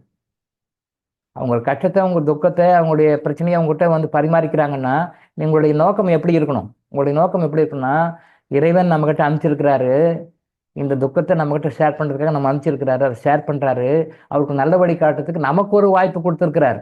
கர்மா ஹீலிங் டீச்சராக நமக்கு ஒரு வாய்ப்பு கொடுத்துருக்கிறார். அப்போ இதனுடைய கருவியாக இருந்து நாம இவருக்கு என்ன வழிகாட்ட முடியும், நாம இவருக்கு என்ன சொல்லித்தர முடியும், நாமக்கு என்ன கிளை பண்ண முடியும், அப்படி பாசிட்டிவாக நினைக்கிற மாதிரி இருக்கணும். அது இம்சையாக, அது தொந்தரவாக, அது டார்ச்சராக நினைக்காத மனநிலை உங்களுக்கு இருக்கணும். இப்போதைக்கு இது 4 போதும். இந்த மனநிலை இருக்கிறவங்க ஆஃபீஸில் நேம் கொடுத்து ரெஜிஸ்டர் பண்ணிக்கோங்க. ஸ்பெஷலாக உங்களுக்கு நம்ம சில விஷயங்கள்லாம் சொல்லி கொடுக்குறோம், அதை மக்கள்கிட்ட கொண்டு போய் சேர்த்தணும். அவங்களுக்கு ஸோ மக்கள்கிட்ட கொண்டு போய் சேர்த்தணும் அப்படின்றதுக்காக நீங்கள் வீட்டை விட்டு போகணும், ஆஃபீஸ்க்கு போகணும், அங்கே போகணும், இங்கே போகணும், மீட்டிங்க்கு போகணும், அங்கே போகணும் அப்படின்லாம் எதுவுமே கிடையாது. No need to go anywhere from your location. நீங்கள் இருக்கிற இடத்துலேருந்து எங்கேயும் வெளில போய் எங்கேயும் பண்ண வேண்டாம். இந்த இது பண்ணுவாங்க பார்த்தீங்களா, இந்த கிறிஸ்டியன் மிஷன்லாம் பண்ணுவாங்க பார்த்தீங்களா, அங்கங்கே ரயில்வே ஸ்டேஷனில், ஏர்போர்ட்டில், பஸ் ஸ்டாண்டில், ட்ரெயினில், அங்கெங்கெல்லாம் போயிட்டு இஷ்யூ பண்ணிட்டு இருப்பாங்க, நோட்டீஸ் இஷ்யூ பண்ணிட்டு இருப்பாங்க. ஒரு வகையான ஊழியம் அது. ஒரு வகையான ஊழியம், தேவ ஊழியம் நான் பண்ணுறேன்னு சொல்லி வாலண்டரியாக செய்வாங்க. வாலண்டரியாக செய்வாங்க. நம்ம வீடியோஸில் கூட சொல்லியிருக்கேன். பெரிய பெரிய கெஸ்டட் ஆஃபீஸர்ஸ் எல்லாம் வந்து ட்ரெயினில் வந்து கொடுத்துட்ருப்பாங்க. நான் ஒரு வீடியோ கூட அதை பற்றி பேசியிருக்கேன். உண்மையிலே பாராட்ட வேண்டிய விஷயம், பாராட்ட வேண்டிய விஷயம். ஒரு ட்ரெயினில் நான் போயிட்டு இருக்கும்போது ஒரு சண்டேயில் அது மாதிரி கிறிஸ்டியன் மிஷன் வந்து நோட்டீஸ் கொடுக்குறாங்க, ஒரு 2 பேர் கொடுத்துட்ருக்காங்க. அதை வாங்கணுங்க சில பேர். இப்போ நானெல்லாம் கொடுத்தா அதை வாங்குவேன், கண்டிப்பாக அதை ஸ்டோர் பண்ணி வச்சு வீட்டில் வந்து படிப்பேன். நான் இந்துவாக இருந்தாலும் கூட அது மாதிரி யாராவது கொடுத்தாங்கன்னா அதை வாங்குவேன், ஆனர் பண்ணி வாங்குவேன், படிப்பேன். அதை ஃபாலோ பண்ணுறதுக்கு என்ன வழி நான் பார்ப்பேன். இன்றைக்கும் யார் கொடுத்தாலும் அதை கரெக்டாக என் ஃபைலில் இருக்கும். ஒரு சின்ன நோட்டீஸ் கொடுத்தா கூட ஃபைலில் இருக்கும். கேட்பாங்க, நீங்கள் தான் இந்துவாச்சே, நீங்கள் ஏன் இது கிறிஸ்டின் கொடுக்குறதெல்லாம் போய் வாங்குறீங்க? நான் அது அவங்களுக்கு தெரியல. கிறிஸ்டின் கொடுத்தா நான் இறைவன் கொடுக்குறாரு, அது அவர்கள் மூலமாக கொடுக்குறேன். ஏதோ ஒரு விஷயம் எனக்கு சொல்ல வர்றாரு, ஏதோ ஒரு விஷயம் எனக்கு சொல்ல வர்றாரு. அந்த நோட்டீஸை வாங்குவேன், கரெக்டாக அப்படியே பத்திரமா வச்சுட்டு வருவேன், வீட்டில் வந்து படிக்க அதை ஃபாலோ பண்ணுறதுக்கு ட்ரை பண்ணுவேன். நான் இஸ்லாம் சம்மந்தப்பட்ட மீட்டிங்ஸ் எல்லாம் கூப்பிடுவாங்க, நான் போவேன். நீங்கள் தான் இந்துவாச்சு, நீங்கள் எதுக்கு இவங்க மீட்டிங் எல்லாம் போகிறீங்க அப்படின்னு கேட்பாங்க. அப்படி இல்லை, ஏதோ ஒரு மெசேஜ் எல்லாம் எனக்கு சொல்கிறாரு, ஏதோ ஒரு மெசேஜ் எனக்கு சொல்கிறாரு, பார்ப்பேன். சாப்பிட்டு மீட்டிங் முடிஞ்ச பிறகு நான்வெஜ் மட்டும் படிப்பாங்க, அது மட்டும் என்னால் சாப்பிட முடியாது, அது மட்டும் சாப்பிட மாட்டேன். மற்றபடி அவங்க சொல்கிற மெசேஜை நான் வாங்கிட்டு வருவேன், அந்த புக்லெட்டை படிப்பேன். என்ன சரி, என்ன தவறு, இது என்ன கரெக்டு, அல்லாஹ் இதன் மூலமாக எனக்கு என்ன சொல்ல வரார், அதை நான் எடுத்துக்குவேன், பிடிச்சிக்குவேன். ஏன்னா கடவுள்ன்றது ஒருத்தர் தான், நம்ம தான் வேறு பேர் வேறு மதம்னு சொல்லிட்டு இருக்கோம். ஏதோ ஒரு விஷயம் சொல்லிட்டுறாங்க. அதில் அந்த நோட்டீஸ் வாங்கும்போது சில பேர் ஆர்த்தோடாக்ஸ் ஹிந்துஸ் போல இருக்குது, சில பேர் வெறித்தனமாக சில வழிபாடு, சில இந்து அமைப்புகள்லாம் இருக்க வெறித்தனமாக சாமின்னு சொல்கிற அந்த குரூப் அவங்கள கிண்டல் பண்ணுறாங்க, கிரிட்டிசைஸ் பண்ணுறாங்க. அப்போ கூட அவர் வந்து சிரிச்சிட்டு போயிட்டார். அதை நான் பார்க்குறேன், நோட்டீஸ் பார்க்குறேன். அப்புறம் அடுத்த செஷன் வரப்போகுது, அடுத்த பெட்டியாக மாறி மாறி எல்லாருக்கும் கொடுக்குறாங்க போல இருக்கோம். அப்போ அது ஒரு ஸ்டேஜில் அந்த ட்ரெயின் வர்றதுக்கு அடுத்த ஸ்டேஷன் இறங்காம வெயிட் பண்ணும்போது அவங்க 2 பேரும் பேசிக்கிறாங்க. பேச்சுலேருந்து என்ன தெரியுது, அவங்க gazetted officer, they are drawing salary more than 3 lakhs பேசிக்கிறாங்க. அவங்க பேசும்போது தெரியுது. கிரிட்டிசைஸ் பண்ணதையும் பார்த்தேன், கிண்டல் பண்ணதையும் பார்த்தேன். அதுக்கு அவங்க ரெஸ்பான்ஸ் பண்ணல, அப்படியா சார் அப்படின்னு போயிட்டாங்க. அவங்க எவ்வளோ நல்ல மனசு பாருங்க அவங்களுக்கு. அவங்க 2 பேருமே கிறிஸ்டியன்ஸு. அவங்க வந்து சென்ட்ரல் கவர்மெண்ட்டை ரயில்வே டிபார்ட்மெண்ட்டில் வேலை செய்கிற ஸ்டாஃப்ஸு. அவங்களுக்கு salary above 3 lakhs, higher and officers. 3 lakhs சேலரினா மதர் பெர்க்ஸ் எல்லாம் என்னென்ன வரும் பாருங்க, மற்ற பெனிஃபிட்ஸு என்னென்ன, HRA மற்ற என்ன பெனிஃபிட்ஸ் எல்லாம் கொடுப்பாங்க பார்த்தேன். அவ்வளோ உயர்ந்த லெவலில் இருந்தாலும் கூட சாதாரண மக்களாக வந்து அந்த நான் தேவ ஊழியம் பண்ணுறேன்னு சொல்லிட்டு சண்டேஸ் டைம் கிடைக்கும்போது வந்து கொடுக்குறாங்க பாருங்க. That is great, that is great. ஆச்சரியப்பட்டேன். ஏன்னா அவ்வளோ கொடுப்பாங்க, எல்லாரும் கொடுப்பாங்க. ஏதோ ஒரு லெவலில் இருக்கிறவங்க மீடியம் லெவலில் கொடுப்பாங்க, ஹையஸ்ட் லெவலில் இருக்கிறவங்க கொடுக்க மாட்டாங்க. ஆனால் அந்த ஹையஸ்ட் லெவலில் 3 லட்ச ரூபாய் சேலரி வாங்குற ஒரு ஹை லெவல் சுப்பீரியர் ஆஃபீஸர்ஸ் ஒரு 2-3 பேர், எல்லாமே ஈக்குவல் கிரேடு, எல்லாமே கிறிஸ்டியன்ஸ் போல இருக்கவங்க வந்து ஞாயிற்றுக்கிழமை ட்ரெயினை ஒருத்தவர்கிட்டையும் வந்து கொடுத்துட்டு போகிறாங்க. அவங்க கிரிட்டிசைஸ் பண்ணால் கூட அதை அக்செப்ட் பண்ணிக்கிட்டு அவங்க ஒரு புன்னகை போட்டுட்டு போகிறாங்க. இயேசு பகவானுடைய, இயேசு பிரானுடைய, அந்த இயேசு மகானுடைய அந்த அன்பையும் கருணையும் அவங்க முகத்தில் அன்னைக்கு பார்த்தேன். கிரேட் இருக்காங்க, அப்படியே இருக்காங்க, அப்படிதான் இருக்கணும்.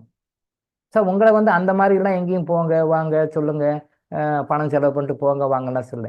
நீங்கள் இருக்கிற இடத்துல இருந்து உங்களுக்கு தெரிஞ்ச வாட்ஸ்அப் குரூப் மூலமாக, உங்களுக்கு தெரிஞ்ச சோஷியல் மீடியா குரூப் மூலமாக, உங்களுக்கு தெரிஞ்ச சோஷியல் மீடியா லிங்க்ல என்னென்னலாம் யாருக்கு சொல்ல முடியுமோ இந்த கர்மாஞ்சலிங்க பற்றி நீங்கள் சொல்லுங்க, விஷயத்த சொல்லுங்க. இப்படி எல்லாம் ஒன்று இருக்கு. நம்ம லைஃப்ல கர்மா தான் எல்லாத்தையும் டிட்டர்மைன் பண்ணுது. Each and every second of our life, each and every second of our life is determined by our past life karmas. நம்முடைய பூர்வ ஜென்ம விஷயங்கள் தான், பூர்வ ஜென்ம கர்மாக்கள் தான் நம்முடைய வாழ்க்கையில ஒரு நிமிஷத்தையும் இயக்குகின்றது. நம்முடைய வாழ்க்கையில ஒரு அம்சத்தையும் அதுதான் நிர்ணயிக்கின்றது அப்படின்னு மக்களுக்கு புரிய வைங்க, சொல்லுங்க. தெரியுற வரைக்கும் சொல்லுங்க, தெரிஞ்ச வரைக்கும் சொல்லுங்க. அப்படி தெரியலன்னா இந்த நம்ம கொடுக்குற புக்லெட்ஸு லீப்லெட்ஸ் எல்லாம் இப்போ ரெடி பண்ணிட்டு இருக்கோம், அதெல்லாம் அவங்களுக்கு கொடுங்க, சப்ளை பண்ணுங்க. உங்களுக்கு தெரிஞ்ச வரைக்கும் சொல்லுங்க. அதுக்கும் தெரியலையா, ஆசம்பி சாரை கான்டாக்ட் பண்ணுங்க, அவர் கொஞ்சம் விளக்கி சொல்லுவார். அதுக்கும் தெரியலையா, என்கிட்ட சொல்லுங்க, நான் லைவாக கிளாஸில் உங்களுக்கு விளக்கம் சொல்கிறேன். அந்த விளக்கத்தை அவங்களுக்கு கொண்டு போய் சேர்த்துங்க. இந்த மக்களுக்கு இதை கொண்டு போய் சேர்த்துங்கன்னு சொல்கிறாங்க. அவ்வளோதான். இதுக்காக நீங்கள் உங்களுடைய டைமை வந்து டெடிகேட் பண்ணி ஒதுக்கி பழப்போட்டு செய்யுங்கன்னு சொல்லலை. ஒரு நாளைக்கு ஒரு மணி நேரம், ஒரு நாளைக்கு ஒரு 2 மணி நேரம் எப்படி ஒதுக்குறோம் நம்ம லைஃப்பில்? சினிமா பார்க்கறதுக்கு எவ்வளோ நேரம் ஒதுக்குறோம்? வீணா போன சீரியல் பார்க்கறதுக்கு எவ்வளோ நேரம் ஒதுக்குறோம்? வெட்டியாக போன அரசியல் பசத்துக்கு எவ்வளோ டைம் ஒதுக்குறோம்? நீங்கள் லைஃப்பில் டைம் நோட் பண்ணி பாருங்கள், எவ்வளோ டைம் நம்ம லைஃப்பில் வேஸ்ட்டாக பண்ணியிருக்கோன்னு பாருங்கள். தேவையில்லாமல் அடுத்தவங்க காற்று நடக்கிறது, ஊர் நாயத்தை பேசுறது, ஊர் ரொம்ப நாம் பேசுறது, ஒரு விஷயத்தை நம்ம நோண்டிக்கிறது. இது இப்படியா, அது இப்படியா, அது இப்படியா, அது அப்படியா. அது லேடிஸ் ரொம்ப ஜாஸ்தி, ஜென்ஸை விட லேடிஸ் ரொம்ப ஜாஸ்தி. அடுத்தவங்க விட்டு மேட்டரை போட்டு குழப்பிட்டு இருப்பாங்க. இவங்களே டென்ஷன் பார்ட்டி ஏற்கனவே போத வரைக்கும் அக்கம் பக்கம் மேட்டர்லாம் எடுத்து உள்ளே போட்டுக்குன்னு என்னமோ சொல்லுவாங்க இல்லையா, வெறும் வாய் கவல் கடிச்ச மாதிரி இதெல்லாம் போட்டு உழப்பிட்டு இருப்பாங்க தேவையில்லாதெல்லாம். இவங்க பிரச்சனையே பெரிய பிரச்சனை. இதை போட்டு இதை சரி பண்ணாண்டா அடுத்த வீட்டு நாயம், பக்கத்து வீட்டு நாயம், ஏற்று வீட்டு நாயம் எல்லாம் எடுத்து போட்டு படக்கிட்டு டைம் வேஸ்ட் பண்ணுவாங்க. நிறைய டைம் வேஸ்ட் பண்ணுறாங்க. கம்பேரிங் வித் ஜென்ஸ், லேடிஸ் வந்து டைம் நிறைய வேஸ்ட் பண்ணுறாங்க. ஆமாம், டைம் வேஸ்ட் பண்ண வேண்டாம், பாசிட்டிவாக ஸ்பெண்ட் பண்ணுங்க. அது உங்களுக்கும் உங்கள் குடும்பத்தினருக்கும் உங்களுடைய வாரிசுகளுக்கும் அதை பாசிட்டிவாக யூஸ் பண்ணுங்க. அடுத்தவங்க வீட்டு நாயத்தை பற்றி பேசி நமக்கு ஆக போகிறது ஒன்றும் இல்லை. அவங்கள்ட்ட என்ன லெசன் கற்றுக்கணும் அதை கற்றுக்கணும். ஏதோ ஒரு பிரச்சனை நடக்குது, ஏதோ ஒரு விஷயம் நடக்குது, அவங்கள்ட்ட என்ன lesson, what we are learning from them, அவங்கள்ட்ட நம்ம என்ன கற்றுக்கோங்க அதை கற்றுக்கோங்க. லைஃப்பில் இம்ப்ரூவ் பண்ண நல்ல விஷயம் வாங்க. பட் அதை நெகட்டிவாக வாங்கி செயல்படுத்த வேண்டாம். ஸோ இந்த மாதிரி வந்து நல்ல விஷயங்களை வந்து நீங்கள் இருக்கிற இடத்துல இருந்து செலவு இல்லாமல் உங்களால் உங்கள் சோஷியல் மீடியாவை எப்படி பயன்படுத்த முடியும், உங்களுடைய வாட்ஸ்அப் லிங்க் எப்படி பயன்படுத்த முடியும், உங்களுக்கு தெரிஞ்சவங்களுக்கு எப்படி சொல்ல முடியும், அது வழியாக சொல்லுங்கள். உங்களுக்கு தெரிஞ்ச வரைக்கும் சொல்லுங்கள். இறைவன் வழிகாட்டுவார். உங்களுக்கே தெரியாது, அவங்க ஒரு கேள்வி கேட்பாங்க, உங்களுக்கு ஆன்சர் தெரியாது, ஆனால் உங்களுக்கு தோணும், டிவைன் கனெக்ஷன் வந்துடும், டிவைன் கனெக்ஷன் கொடுத்துருவாரு. எப்படி உங்களுக்கு அவங்க டவுட்டை கிளியர் பண்ணுங்க, எப்படி ஆன்சர் பண்ணி உங்களுக்கே தெரியாது. நல்லா யோசனை பண்ணி பார்த்தா ஆமாம் இது நமக்கு தெரியாது, அவரும் கேட்டார், நானும் எப்படி பதில் சொன்னேன், உங்களுக்கே ஆச்சரியமா இருக்கும். அங்கே நீங்கள் சொல்ல டிவைன் வந்து உள்ள உட்காந்து உங்களுக்கு கொடுக்குறாரு, டிவைன் வந்து உங்களுக்கு உட்காந்து கொடுக்குறாரு. அதான் மேட்ரு. நீங்கள் அது மாதிரி சொல்லும்போது மேக்ஸிமம் 99% உங்களாலேயே ஆன்சர் பண்ணி கிளியர் பண்ண முடியும். உங்களாலேயும் முடியல தெரியலன்னு ஆசந்தி சாரை கான்டாக்ட் பண்ணலாம், அவர் கிளியர் பண்ணுவார். அவராலேயும் முடியல, டவுட் இருக்குன்னா எங்கிட்ட சொன்னால் அதை நான் கிளியர் பண்ணுறேன். இன் ஓப்பன் ஃபோரம், இது ஓப்பன் ஃபோரம். தனியாக ஃபோனில் பேசினா, தனியாக அட்வைஸ் பண்ணால் அது உங்களுக்கு மட்டும்தான் தெரியும். பட் ஓப்பன் ஃபோரமில் நான் பப்ளிக்காக சொல்லும்போது இது எல்லாருக்குமே தெரியும், உங்களுக்கும் தெரியும், யூடியூப்ல இருக்கிறவங்களுக்கும் தெரியும், மற்ற சோசியல் மீடியாவில் பார்க்கணும் தெரியும்.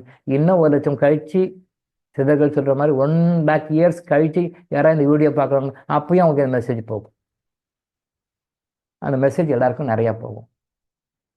ஆனால் இந்த மாதிரி விஷயங்கள் எல்லாம் நான் செய்யறதுக்கு தயாராக இருக்கிறேன் சார் அப்படின்றவங்க நீங்கள் ஆஃபீஸில் பேரை கொடுங்க. அதுக்கு நம்ம என்ன பத்ரா பண்ணலான்றது வந்து சொல்லி கொடுக்கலாம். இது வந்து நேற்று சிதர்கள் சொன்ன மெசேஜ். ஓகேவா? ஆனால் ஹோல் ஹார்ட்டடாக பண்ணணும். கம்பல்ஷனோ வந்து ப்ரெஷரோ எல்லாம் கிடையாது. நம்ம சொல்லுவோம் இல்லையா, வந்த மாட்டை கட்டுறதில்லை, போன மாட்டை தேடுறதில்லை. ஸோ நாம் நல்ல விஷயங்களை இந்த மக்களுக்கு 4 விஷயங்களை பண்ணி ஒரு தர்மம் பண்ணி இந்த மாதிரி விஷயங்களெல்லாம் சொல்லி கொடுத்து அந்த புண்ணியத்தை நாம் சேர்த்துக்கணும். அதுதான் நமக்கும் நம்முடைய வாரிசுகளுக்கும் நம்முடைய குடும்பத்தினருக்கும் நம்முடைய லவ்டு ஒன்ஸ் அப்படின்னு சொல்கிறோம் இல்லையா, நம்ம யாரெல்லாம் விரும்புகிறோமோ அவங்களுக்கும் இது நல்ல கர்மாவை போய் சேர்ந்து அவங்க நல்லா சந்தோஷமாக ஹாப்பியாக இருப்பாங்கன்ற உண்மையை புரிஞ்சுக்கும். ஸோ அதுக்கு உண்டான சூழ்நிலை இருக்கிறவங்க வந்து நீங்கள் உங்கள் நேம் ரெஜிஸ்டர் பண்ணால் ஃபர்தர் நாம் அதை கைட் பண்ணலாம். இது நேற்று சித்தர்கள் சொன்ன ரெவ்யூ மீட்டிங்கில் சொன்ன விஷயம் இது. ஓகேவா? அடுத்தது சாப்பிடும் பொழுது நிறைய பேர் சாப்பிடும்போது சாப்பிட்ட பிளேட்டே கையை கழுவிடுறீங்க. சில பேர் பண்ணுறாங்க, சில சினிமாலையும் பார்த்துருக்கேன், சில நாடகங்களில் கூட ஏதோ ஒரு நாடகம் ஒரு இடத்துல கேஷுவலாக போகும்போது ஏதோ பிரச்சனை நடக்குது, அவரு வந்து கோவத்தில் அப்படியே சாப்பாடு அப்படியே விட்டு கை கழுவிட்டு அப்படியே வந்துடுறாரு. சாப்பாட்டு அப்படியே கை கழுவிட்டு வந்தேன். ஏதோ ஒரு சீரியல் எங்கேயோ ஒரு தடவை பார்த்தீங்க, இப்போ கேஷுவலாக எங்கேயோ போயிருக்கும்போது ஒரு 2-3 years பேக் பார்த்தேன். அது ஒரு ரோல். உணவு அப்படின்னு நீங்கள் சாப்பிட்ற மாதிரி வெறும் உணவு மட்டுமே இல்லை. உணவு என்பது வெறும் உணவு மட்டுமே இல்லை. அந்த உணவின் மூலமாக உங்களுக்கு வாழ்க்கை தேவையான எல்லாமே உள்ளே போகும், இன்க்ளூடிங் மணி, பணம் கூட.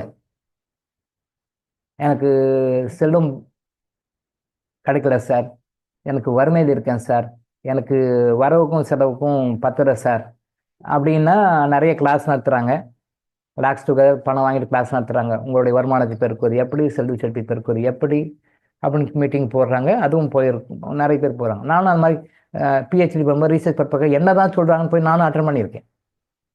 நான் பிஹெச்டி பர்பஸ்க்காக போகும்போது என்ன தான் சொல்கிறாங்க கிளாஸில் அப்படின்னு சொல்லிட்டு அட்டன் பண்ணியிருக்கேன். அதை பற்றி சில எக்ஸ்ப்ளனேஷன் என்ன சொல்கிறாங்கன்னு உங்களுக்கு கிளாஸ்லேயும் சொல்லியிருக்கேன். நீங்கள் சாப்பிடுகின்ற உணவு கூட உங்களுக்கு பொருளாதாரம் சம்மந்தப்பட்டதுன்னு உங்களுக்கு எத்தனை பேருக்கு தெரியும்? நீங்கள் சாப்பிடுகின்ற சாப்பாடு உங்களுடைய செல்வ சூழ்நிலையை நிர்ணயிக்கிறது, உங்களுடைய பொருளாதார சூழ்நிலை நிர்ணயிக்கிறதுன்னு உங்களுக்கு எத்தனை பேருக்கு தெரியும்? தெரியாது. சாப்பாட்டுக்கும் உங்களுடைய செல்வத்துக்கும், சாப்பாட்டுக்கும் உங்களுடைய பண வசதிக்கும், சாப்பாட்டுக்கும் உங்களுடைய பொருளாதாரத்துக்கும் சம்மந்தம் இருக்கின்றது. நிறைய விஷயங்கள் இருக்குது, அதை பற்றி பின்னாடி பேசுவோம். நிறைய விஷயங்கள் இருக்கு. அப்போ சாப்பிடும்போது சாப்பிட்ற பிளேட்டை யாரும் தயவு செஞ்சு கையை கழுவாது. சாப்பிட்டுட்டோம்னா அந்த பிளேட் இருக்கா, அந்த பிளேட்டை தனியாக தான் கழுவணும் மொழிய, சிங்கில் கொண்டு போயிட்டு அல்லது ஒரு மக்களை தண்ணி எடுத்து வச்சு அந்த பிளேட்டை தனியாக தான் கழுவணும் மொழிய, சாப்பிட்ட கையோட அதை கழுவக்கூடாது. சாப்பிட்ட கையில் கழுவக்கூடாது. அந்த சீரியல் என்ன பண்ணுறாரு, ஏதோ பேசிட்டு இருக்கிறாரு, ஏதோ சண்டை வந்துடுது, உடனே சாப்பாட்டையே அப்படி கழுவிட்டு கோவத்தில் போயிடுறாரு. அது காட்டப்படுகிறது, அந்த சீரியலுக்கு காட்டப்படுகிறது. அந்த சீரியலில் எத்தனை கோடி பேர் பார்த்தாங்கன்னா அத்தனை பேர் அதை ஃபாலோ பண்ணுவானா, பண்ண மாட்டாங்க. ஓ, சாப்பாடுனா இப்படி தான், கோவம் வந்துச்சுன்னா அவர் சாப்பாட்டை விட்டு எழுந்துடுறாரு, அதனால அவர் கை கழுவி போயிடுறாரு அப்படின்னு சொல்லிட்டு அதை எத்தனை கோடி பேர் பார்ப்பாங்க. இப்போது கிளாஸ் 5 மணிக்கு வைக்கிறோம், 5 மணிக்கு ஏதோ கொஞ்சம் ஆரம்பிக்கிறாங்க, அப்புறம் கிளாஸில் அப்படி இப்படி அரை தூக்கம் முக்கால் தூக்கம் எழுந்து வந்து கிளாஸில் வந்து உட்காடுறாங்க. Right, okay.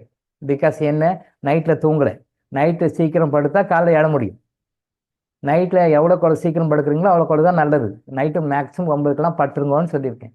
நீங்கள் 9க்கெல்லாம் படுத்தீங்கன்னா காலைல கிளாஸ் ஆகும்போது கரெக்டாக வந்து உட்காந்துருவீங்க, கரெக்டாக உட்காந்துருவீங்க.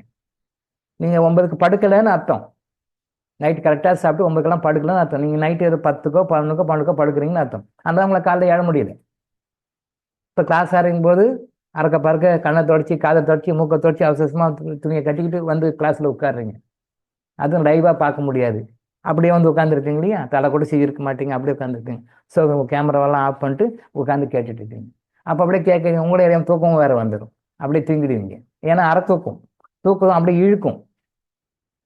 அப்போ நான் சொல்ல எப்படி இருக்கும், தாலாட்டு பாடுற மாதிரி இருக்கும், தாலாட்டு பாடுற மாதிரி இருக்கும். ஏற்கனவே தூக்கம் இல்லை, நைட் லேட்டாக படுத்துருப்பீங்க, அப்புறம் காலையில் எழுந்து ஏதோ பேசுகிறாரு அப்படின்னு சொல்லிட்டு அரை தூக்கம் வந்து உட்காந்துருப்பீங்க.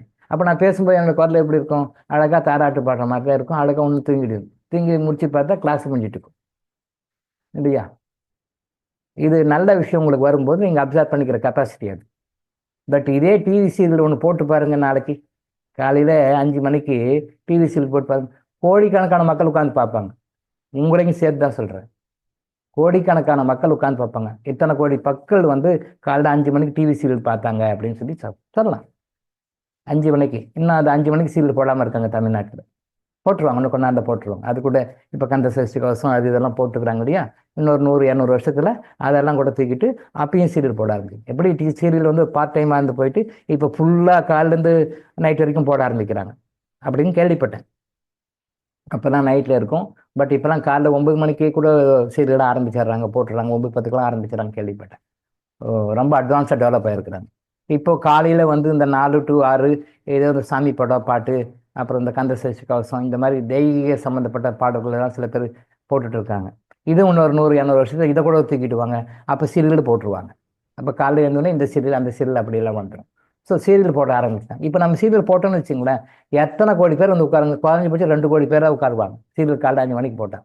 ஆனால் கிளாஸ் வரத்துக்கு இப்படி டபுள் டிஜிட் தான் இருக்கும் பாருங்கள், 86 பேர், இப்போது 86 பேர், இப்போ டபுள் டிஜிட் தான் இருக்கும், அப்படி தான் இருக்கும். ஏன்னா நல்ல விஷயம் இல்லை அது, சீரியல்னால் குடி கெடுக்கிற விஷயம் இல்லை. ஸோ அந்த விஷயத்தை அவங்க கரெக்டாக ஃபாலோ பண்ணுவாங்க. அப்போ தான் வீணாக போட முடியும், குடிச்சவராக போக முடியும், கஷ்டப்பட முடியும். அதனால் கரெக்டாக அதுக்கு நெகட்டிவ் கர்மா கொண்டு போய் விடும், கரெக்டாக ஃபாலோ பண்ணும். ஸோ அந்த சீரியலில் அவர் கையை கழுவுறாரு, ரொம்ப ரொம்ப பெரிய தப்பு. முதல்ல சாப்பாட்டை மதிக்கணும். நம்ம உடம்பு தான் நமக்கு எல்லாத்துக்குமே அடிப்படை காரணம். உங்கள் சுகத்தை அனுபவிக்கிறோம், துக்கத்தை அனுபவிக்கும் உடம்பு தான் முக்கியம். இந்த உடம்பு எதனால் உருவாக்கப்பட்டது, அன்னத்தினால் உருவாக்கப்பட்டது.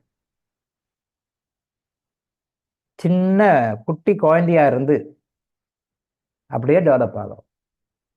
ஒரு துளி விந்திலிருந்து, ஒரு துளி சுரோனியத்திலிருந்து. ஆணின் உடம்பில் இருக்கின்ற ஒரு துளி விந்துவும் பெண்ணின் உடம்பில் இருக்கின்ற ஒரு துளி சுரோனிதமும், சுரோனிதம் ப்ளஸ் விந்து ரெண்டும் சேர்ந்து ஒரு ட்ராப்பாக தான் இருக்குது. ஒரு ட்ராப், இது ஒரு ஆஃப் ட்ராப் எடுத்துக்கும், அது ஒரு ஆஃப் ட்ராப் எடுத்துக்கும். ஆணினுடைய விந்து ஆஃப் ட்ராப்பு, பெண்ணினுடைய சுரோனிதம் ஆஃப் ட்ராப்.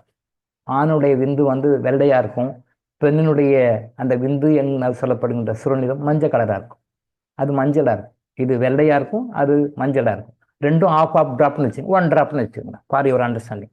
அந்த ஒரு ட்ராப் தான் இன்னைக்கு நம்ம இவ்வளோ பெரிய உருவமாக இருக்கிறோம், இவ்வளோ பெரிய உருவமாக இருக்கிறோம். அந்த ஒரு ட்ராப், ஒரே ஒரு ட்ராப்பு எப்படி இத்தனை கிலோ எடையுள்ள ஒரு உருவமாக மாறுகிறது? அது ஆணாகவோ பெண்ணாகவோ எப்படி இத்தனை கிலோ எடையாக மாறுகிறது? 40 கிலோ இருக்கும் சார், 50 கிலோ இருக்கும் சார், 20 கிலோ இருக்கும் சார், இவ்வளோ ஹைட் இருக்கும் சார், இவ்வளோ ஹைட் இருக்கும் சார், எப்படி மாறுது? அன்னம் தான். அன்னம் அம்மா வயிற்றுல இருக்கும்போது ஒரு 10 மாதம் அன்னம் அம்மா மூலமா கிடைக்குது. அன்னம்னா சோறுன்ற மீனிங் கிடையாது. நம்ம சோறுன்னு எடுத்துக்கிறோம். பட் அன்னம்னா சாப்பாடு, உணவு. அது வாட் எவர் இட் மேபி, எதுவாக இருந்தாலும் உணவு. நம்ம தமிழில் அன்னம்னு சொல்றோம். அன்னம்னா சோறு தான். பட் அது சோறுன்றது வந்து உணவாகவே எடுத்துக்கலாம். நம்ம அன்னம்னா சோறு தான். அப்போ அந்த உணவு தான் வந்து நம்மளை வந்து இவ்வளோ ஹைட்டாக வளர வச்சிருக்குது, இவ்வளோ பருமனாக வளர வச்சிருக்குது, இவ்வளோ எடையுள்ளதாக உருவாக்கி இருக்குது. ஸோ அந்த அன்னம் தான் நமக்கு இவ்வளவும் பண்ணி கொடுக்குது. இந்த அன்னமான உடல் தான் நமக்கு எல்லாத்தையும் நல்லது கெட்டது சுகம் துக்கம் எல்லாத்தையும் அனுபவிக்குது ஏதோ ஒரு வகையில், இல்லையா? அப்போ அந்த உணவை வந்து நம்ம கரெக்டாக போகும் உள்ளே சாப்பிடும்போது இந்த நம்முடைய எல்லா மூலப்பொருட்களும் பஞ்சபூத மூலப்பொருட்களும் அதனால் உருவாக்கப்படுகின்றன. அப்போ நம்ம வாழ்க்கையில அனுபவிக்கின்ற எல்லா விஷயங்களும் மகிழ்ச்சி, சந்தோஷம், ஆனந்தம், துக்கம், கஷ்டம், வலி, வேதனை, அப்படி எல்லாம் சொல்றோமே, அத்தனையும் உணவின் மூலமாக வருகின்றது. உணவின் மூலமாகவும் வருகின்றது. உணவின் மூலமாக இல்லை, உணவின் மூலமாகவும் வருகின்றது. அப்போ உணவுக்கு அவ்வளோ இம்பார்ட்டன்ஸ் கொடுக்கணும். அப்போ உணவு சாப்பிடும்போது கவனம் உணவு மேலே இருக்கணும். கவனம் உணவு மேலே இருக்கணும். ரீசெண்டாக சில சந்தர்ப்பங்களை வீட்டில் சாப்பிட முடியாத சந்தர்ப்பத்தில் எங்கேயாவது வெளியில் ஹோட்டலில் சாப்பிட்டோம்னா பக்கத்து உட்காந்து சாப்பிட்றவங்க மொபைல் பார்த்துக்கினே சாப்பிட்றோம். மொபைல் பார்த்துனே சாப்பிட்றோம்.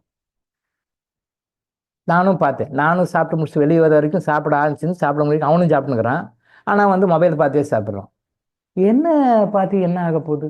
சாப்பிடும்போது கூட மொபைல் யூஸ் பண்ணுற மாதிரி அப்படி என்ன என்ன அது சாப்பிட்டு முடிச்ச பிறகு பார்த்தா என்ன, இல்லை சாப்பிட்றதுக்கு முன்னாடி பார்த்தா என்ன, சாப்பிடும்போதே அந்த மொபைலை பார்த்துட்டே படிக்கிற பசங்க, காலேஜ் படிக்கிற பசங்க, வேலைக்கு போகிறதுக்கு யங்ஸ்டர்ஸ் இப்போ அப்படி சாப்பிட்டான்னா அவன் நினைக்கிறான் நம்ம சாப்பாடு பாட்டு ஒரு பக்கம் சாப்பிட்றோம், இது பக்கம் படிக்கிறோம், இது போய் என்ன அப்படின்னு நினைக்கிறான். பட் அது எந்த அளவுக்கு அவனுடைய உடம்புல பாதிப்பை ஏற்படுத்தும் எனக்கு மட்டும்தான் தெரியும், யாருக்குமே தெரியும். அந்த ஹோட்டலில் அத்தனை பேர் சாப்பிட்றான், எனக்கு தான் தெரியும். ஐயோ இந்த குழந்தை இப்படி வீணா போகுதுன்னு எனக்கு தான் தெரியும். நான் சொன்ன அவன் எங்கே கேட்க போகிறான்? அப்படியான்னு கேட்டு வந்துடுது.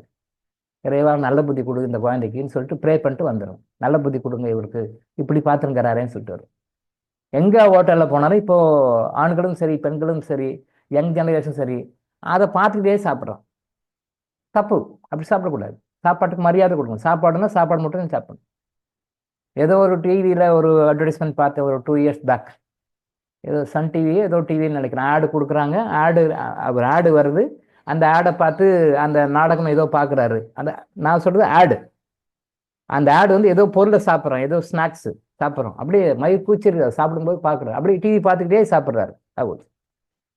டிவி பார்த்துக்கிட்டே சாப்பிட்றாரு. அப்போ ஒபிசிட்டி வர என்ன பண்ணும்? ஒபிசிட்டி வராமல் என்ன பண்ணும்? பார்த்தா அவனும் அது தெரிஞ்சோ தெரியாமல அந்த ஆக்டர் அப்படிதான் போட்டுருக்கான். அவனும் ஒபிசிட்டியாக தான் இருக்கிறான். அவனே பானை வயிறு தான் வச்சிருக்கான். அவன் அட்வர்டைஸ்மெண்ட்ல அந்த அந்த கேரக்டர் போட்டிருக்கானே, அவங்களே வந்து பானை வயிறோட தான் உட்காந்துக்கிறாரு. அவரு அப்படி எஸ் அந்த இது சாப்பிட்றாரு. சோளப்பொரின்னு சொல்லுவாங்களா, என்ன சார் பேர்? Yes popcorn. எஸ் பாப்கார்ன் சாப்பிட்றாரு. பாப்கார்ன் கம்பெனி விளம்பரம். பாப்கார்ன் சாப்பிட்றாரு. அப்படியே மயிர் கூச்சரி அப்படியே போகிற டேஸ்ட் அப்படியே பண்ணி டிவி பார்த்து குச்சின்னு சாப்பிட்றாரு. அப்படி சாப்பிட்டா என்ன ஆகும்? உடம்புல அவ்வளோவும் டாக்ஸின் தான் மாறும். நீங்கள் சாப்பிடும்பொழுது சாப்பாடு மேலே கவனத்தை வைக்கணும். கவனம் சாப்பாட்டு மேலே இருக்கணும். சாப்பாட்டுக்கும் உங்களுக்கு மட்டும்தான் மேட்ரு. அதனுடைய டேஸ்ட், அதனுடைய கலர், அதில் மட்டும்தான் இருக்கணும். வேறு எதுவுமே பேசுறதோ பண்ணுறதோ எதுவுமே இருக்கணும். நீங்கள் பேசுங்க, சாப்பிட முன்னாடி பேசுங்க, சாப்பிட்ட பிறகு பேசுங்க. சாப்பிடும்போது நோ டயலாக். சாப்பிட்னா சாப்பாடு மட்டும்தான் இருக்கும். அதை மட்டும் சாப்பிடணும் கரெக்டாக சார். நீங்கள் அப்படி சாப்பிட்டு பாருங்கள், உங்கள் உடம்பு ஒபிசிட்டி வர்றதுக்கான வாய்ப்புகள் 50% கம்மி. 50% கம்மி. பாதி ஒபிசிட்டி வர்றாரு. இன்னும் நிறைய காரணங்கள் இருக்குது. ஒபிசிட்டியை வந்து இப்போ நம்ம சொல்கிறதெல்லாம் ஃபாலோ பண்ணிங்கன்னா விதவுட் மெடிசன் ஒபிசிட்டியே இல்லாமல் இருக்கலாம். இன்னைக்கு ஒபிசிட்டிக்கு அது பெரிய multi crore business, multi billion business போயிட்டு இருக்கு. இன்னைக்கு ஒபிசிட்டி வந்து ஒரு பெரிய நோயாக உருவாக்கிட்டு இருக்கு. அது உலகம் முழுசும் அதை வச்சு நிறைய கோடிகள் பணமும் பண்ணுறாங்க. தப்பாக சாப்பிட்றாங்க. எப்படி சாப்பிடணும்னு தெரியல. முதல்ல சாப்பிடும்போது சாப்பாட்டு மேலே கவனத்தை வச்சு வேற எங்கேயும் கவனம் எங்கேயும் டைவெர்ட் ஆகாமல் நீங்கள் சாப்பிட்டீங்கனாலே உங்களுக்கு அந்த உணவு முழுமையாக செரிக்கும். ஒபிசிட்டி வருவதற்கான வாய்ப்புகள் 50% குறைஞ்சிடும். இன்னும் நிறைய விஷயங்கள் இருக்குது, நம்ம சொல்லிக் கொடுப்போம். அதை விட்டுட்டு போயிட்டு ஜிம்மில் போயிட்டு உட்காந்து தஸ்ஸு புஸ்ஸுன்னு கையை ஆட்டிக்கின்னு காலை ஆட்டிக்கின்னு நைட் 9 மணிக்கு 10 மணி வரைக்கும் அந்த ஷிஃப்ட் இருக்கு போல. கையை ஆட்டிக்கணும், காலை ஆட்டிக்கணும், கையை மேலத்துக்கு கீழே இறக்கணும். எதுக்கு அப்படி கஷ்டப்படணும்? எதுக்கு தஸ்ஸு புஸ்ஸுன்னு வாக்கிங் போயிட்டு இருக்கணும்? எதுக்கு அப்படி சாப்பிடுவானே? எதுக்கு அப்படி சுற்றின்னு கடுப்பானே? பாருங்க, இப்போ வெளில போனால் பாருங்க சுற்றிட்டு இருப்பாங்க பக்கத்து அப்பார்ட்மெண்ட்டில். வேர்த்து விறுவிறுக்க லெஃப்ட்டு ரைட்டு ஸ்பீடு ஸ்லோ நிறைய அமக்கலமாக இருக்கும். ஒரு நாளைக்கு அது வீடியோ போட்டால் ரொம்ப சிரிப்பாக இருக்கும். எல்லாம் படித்தவங்க. எதுக்கு அப்படி செய்யணும்? சாப்பாடு எப்படி சாப்பிடணும் சரியா தெரியல. சாப்பாடு எப்படி சாப்பிடணும் எந்த ஹாஸ்பிட்டலாக உங்களுக்கு சொல்லி கொடுத்துருக்காங்களா? எந்த ஹாஸ்பிட்டல்லையாவது இல்லை எந்த ஆன்மீக அமைப்பிலையாவது எந்த வழிபாட்டு தரத்தையாவது எப்படி சாப்பிடணும்னு சொல்லி கொடுத்துருக்காங்களா? இங்கே டாக்டருங்க வயசாக தான் சொல்லிக் கொடுக்குறோம்.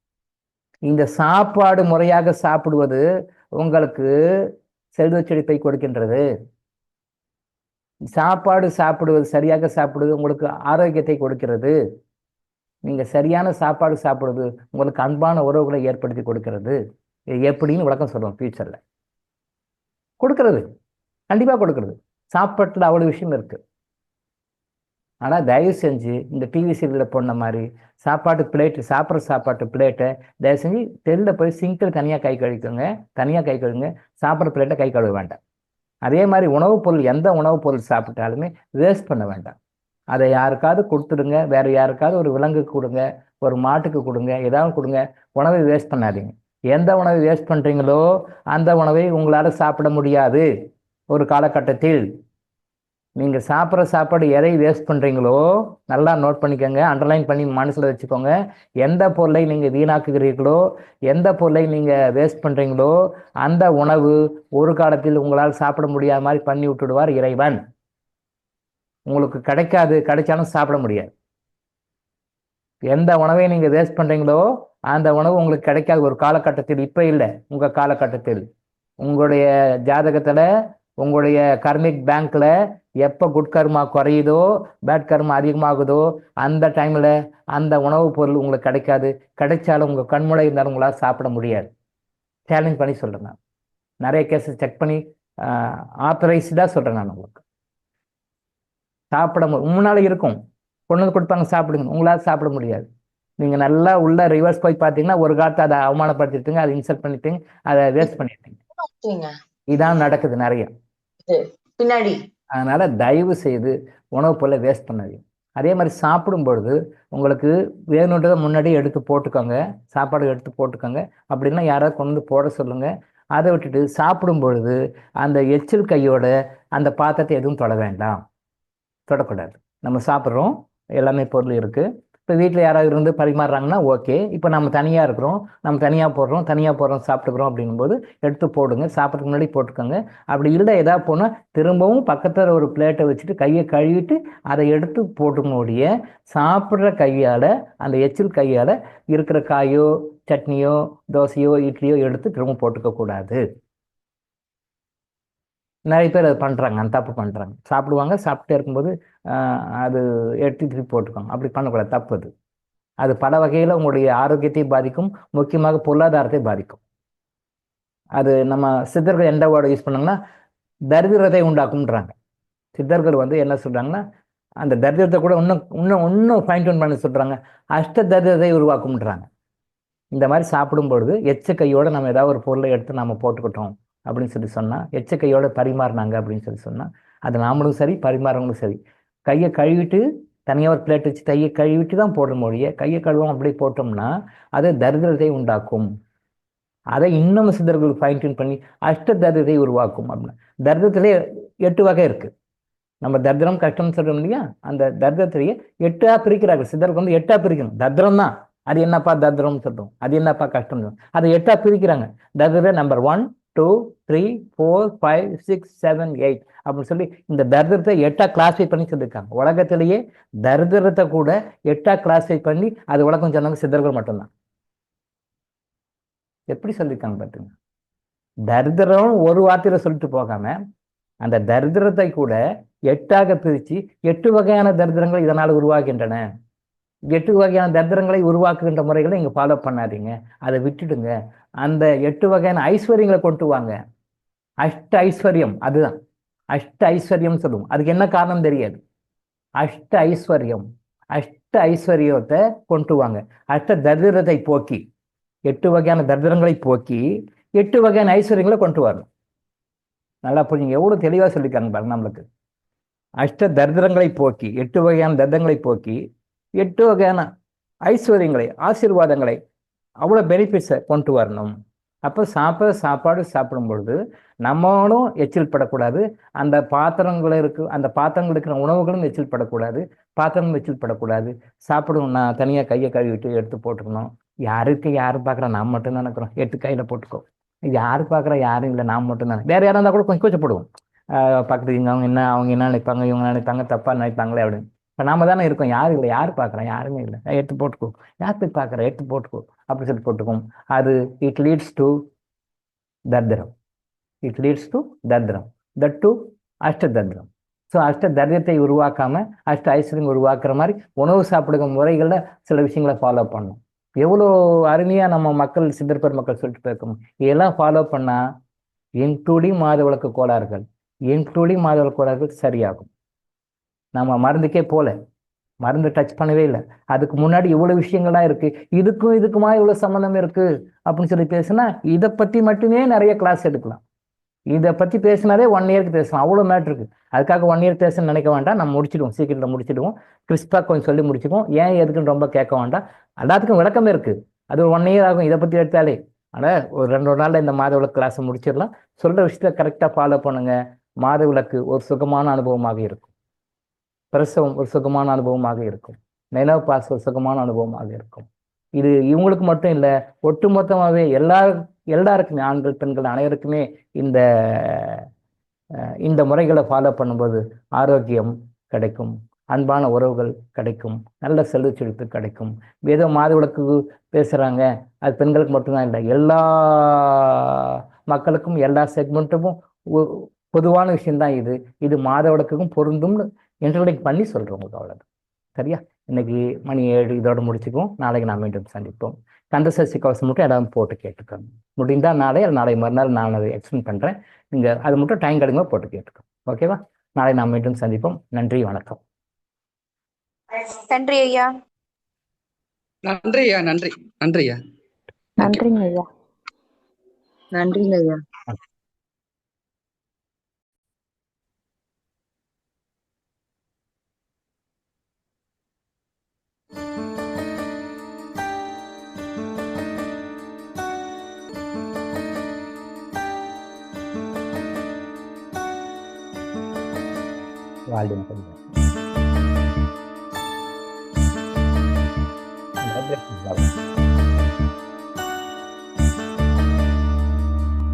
எப்போது நீ அறிவாயோ அப்போதே சாந்தி அடைவாய்.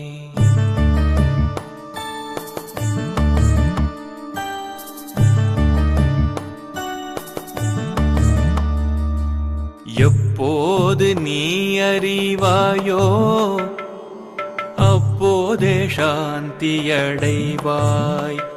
இதை எப்போது நீ அறிவாயோ மனமே அப்போதே சாந்தி அடைவாய்.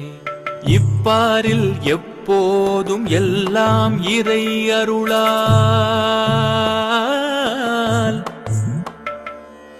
இப்பாரில் எப்போதும் எல்லாம் இறை அருளால் தப்பாது அணுவளவும் சரியாய் நடப்பதாக எப்போது நீ அறிவாயோ அப்போதே சாந்தி அடைவாய்.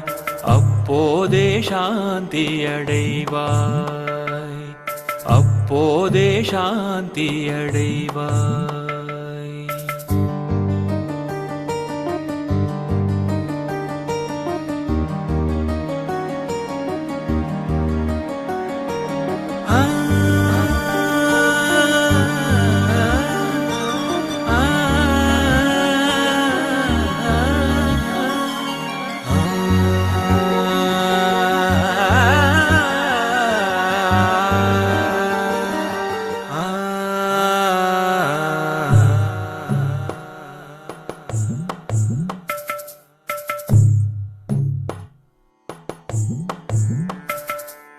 முற்போது தர்மம் என்றும் தற்போது அதர்மம் என்றும்,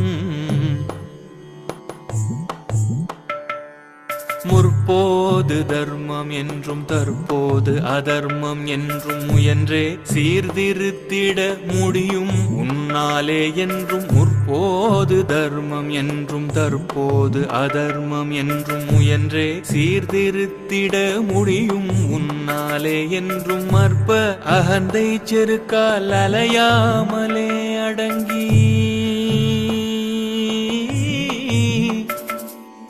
அற்ப அகந்தை செருக்கால் அலையாமலே அடங்கி ஆண்டவன் ஆட்சியில் அதர்மமே இல்லை என்று எப்போது நீ அறிவாயோ அப்போதே சாந்தி அடைவாய், அப்போதே சாந்தி அடைவாய்.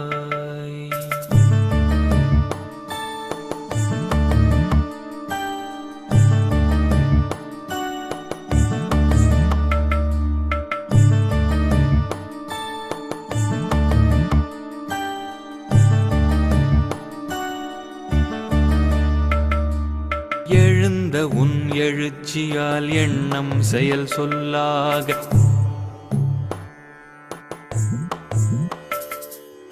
எழுந்த உன் எழுச்சியால் எண்ணம் செயல் சொல்லாக இயற்றிய கர்மமெல்லாம் எழுந்த உன் எழுச்சியால் எண்ணம் செயல் சொல்லாக இயற்றிய கர்மமெல்லாம் இறைவனை நீங்குவதே அழுந்தி அகமூலத்தில் அகந்தை அழிவதொன்றே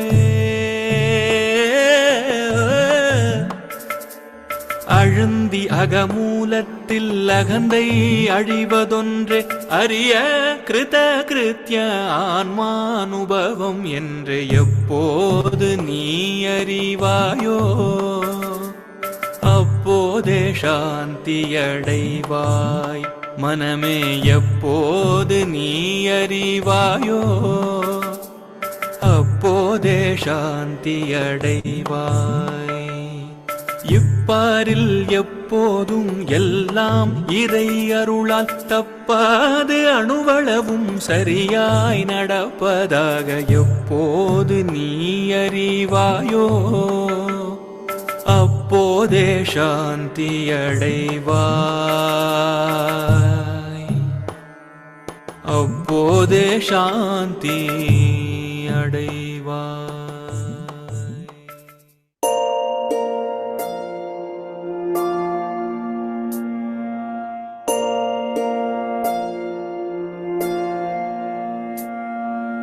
கருவாக்கி உருவாக்கி எனையாண்டு காத்தருளும் இறைவா நன்றி.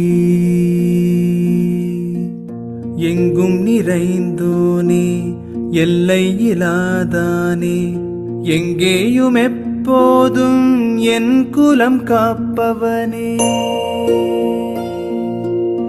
நெஞ்சம் துணிய துணையாய் வருவாய், நேர்மறை உணர்வுகள் பெருகிடச் செய்வாய்.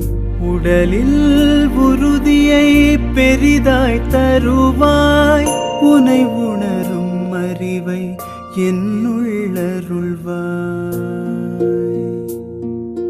சுற்றமனைத்தும் காப்பவனே, செய்தொழிலில் ஏற்றம் தருபவனே, எடுத்த செயலில் வெற்றி கொடு, என் ஆற்றல் பெருகிட அருளை கொடு.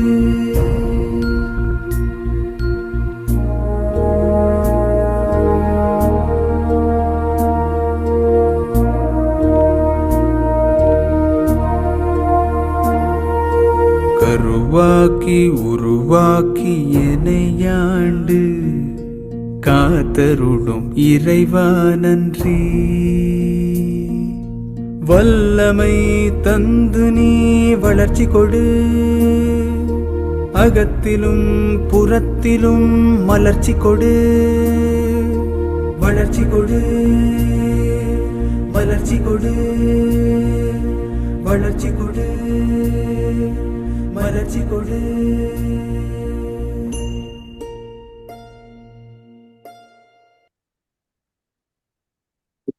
நன்றிங்க ஐயா.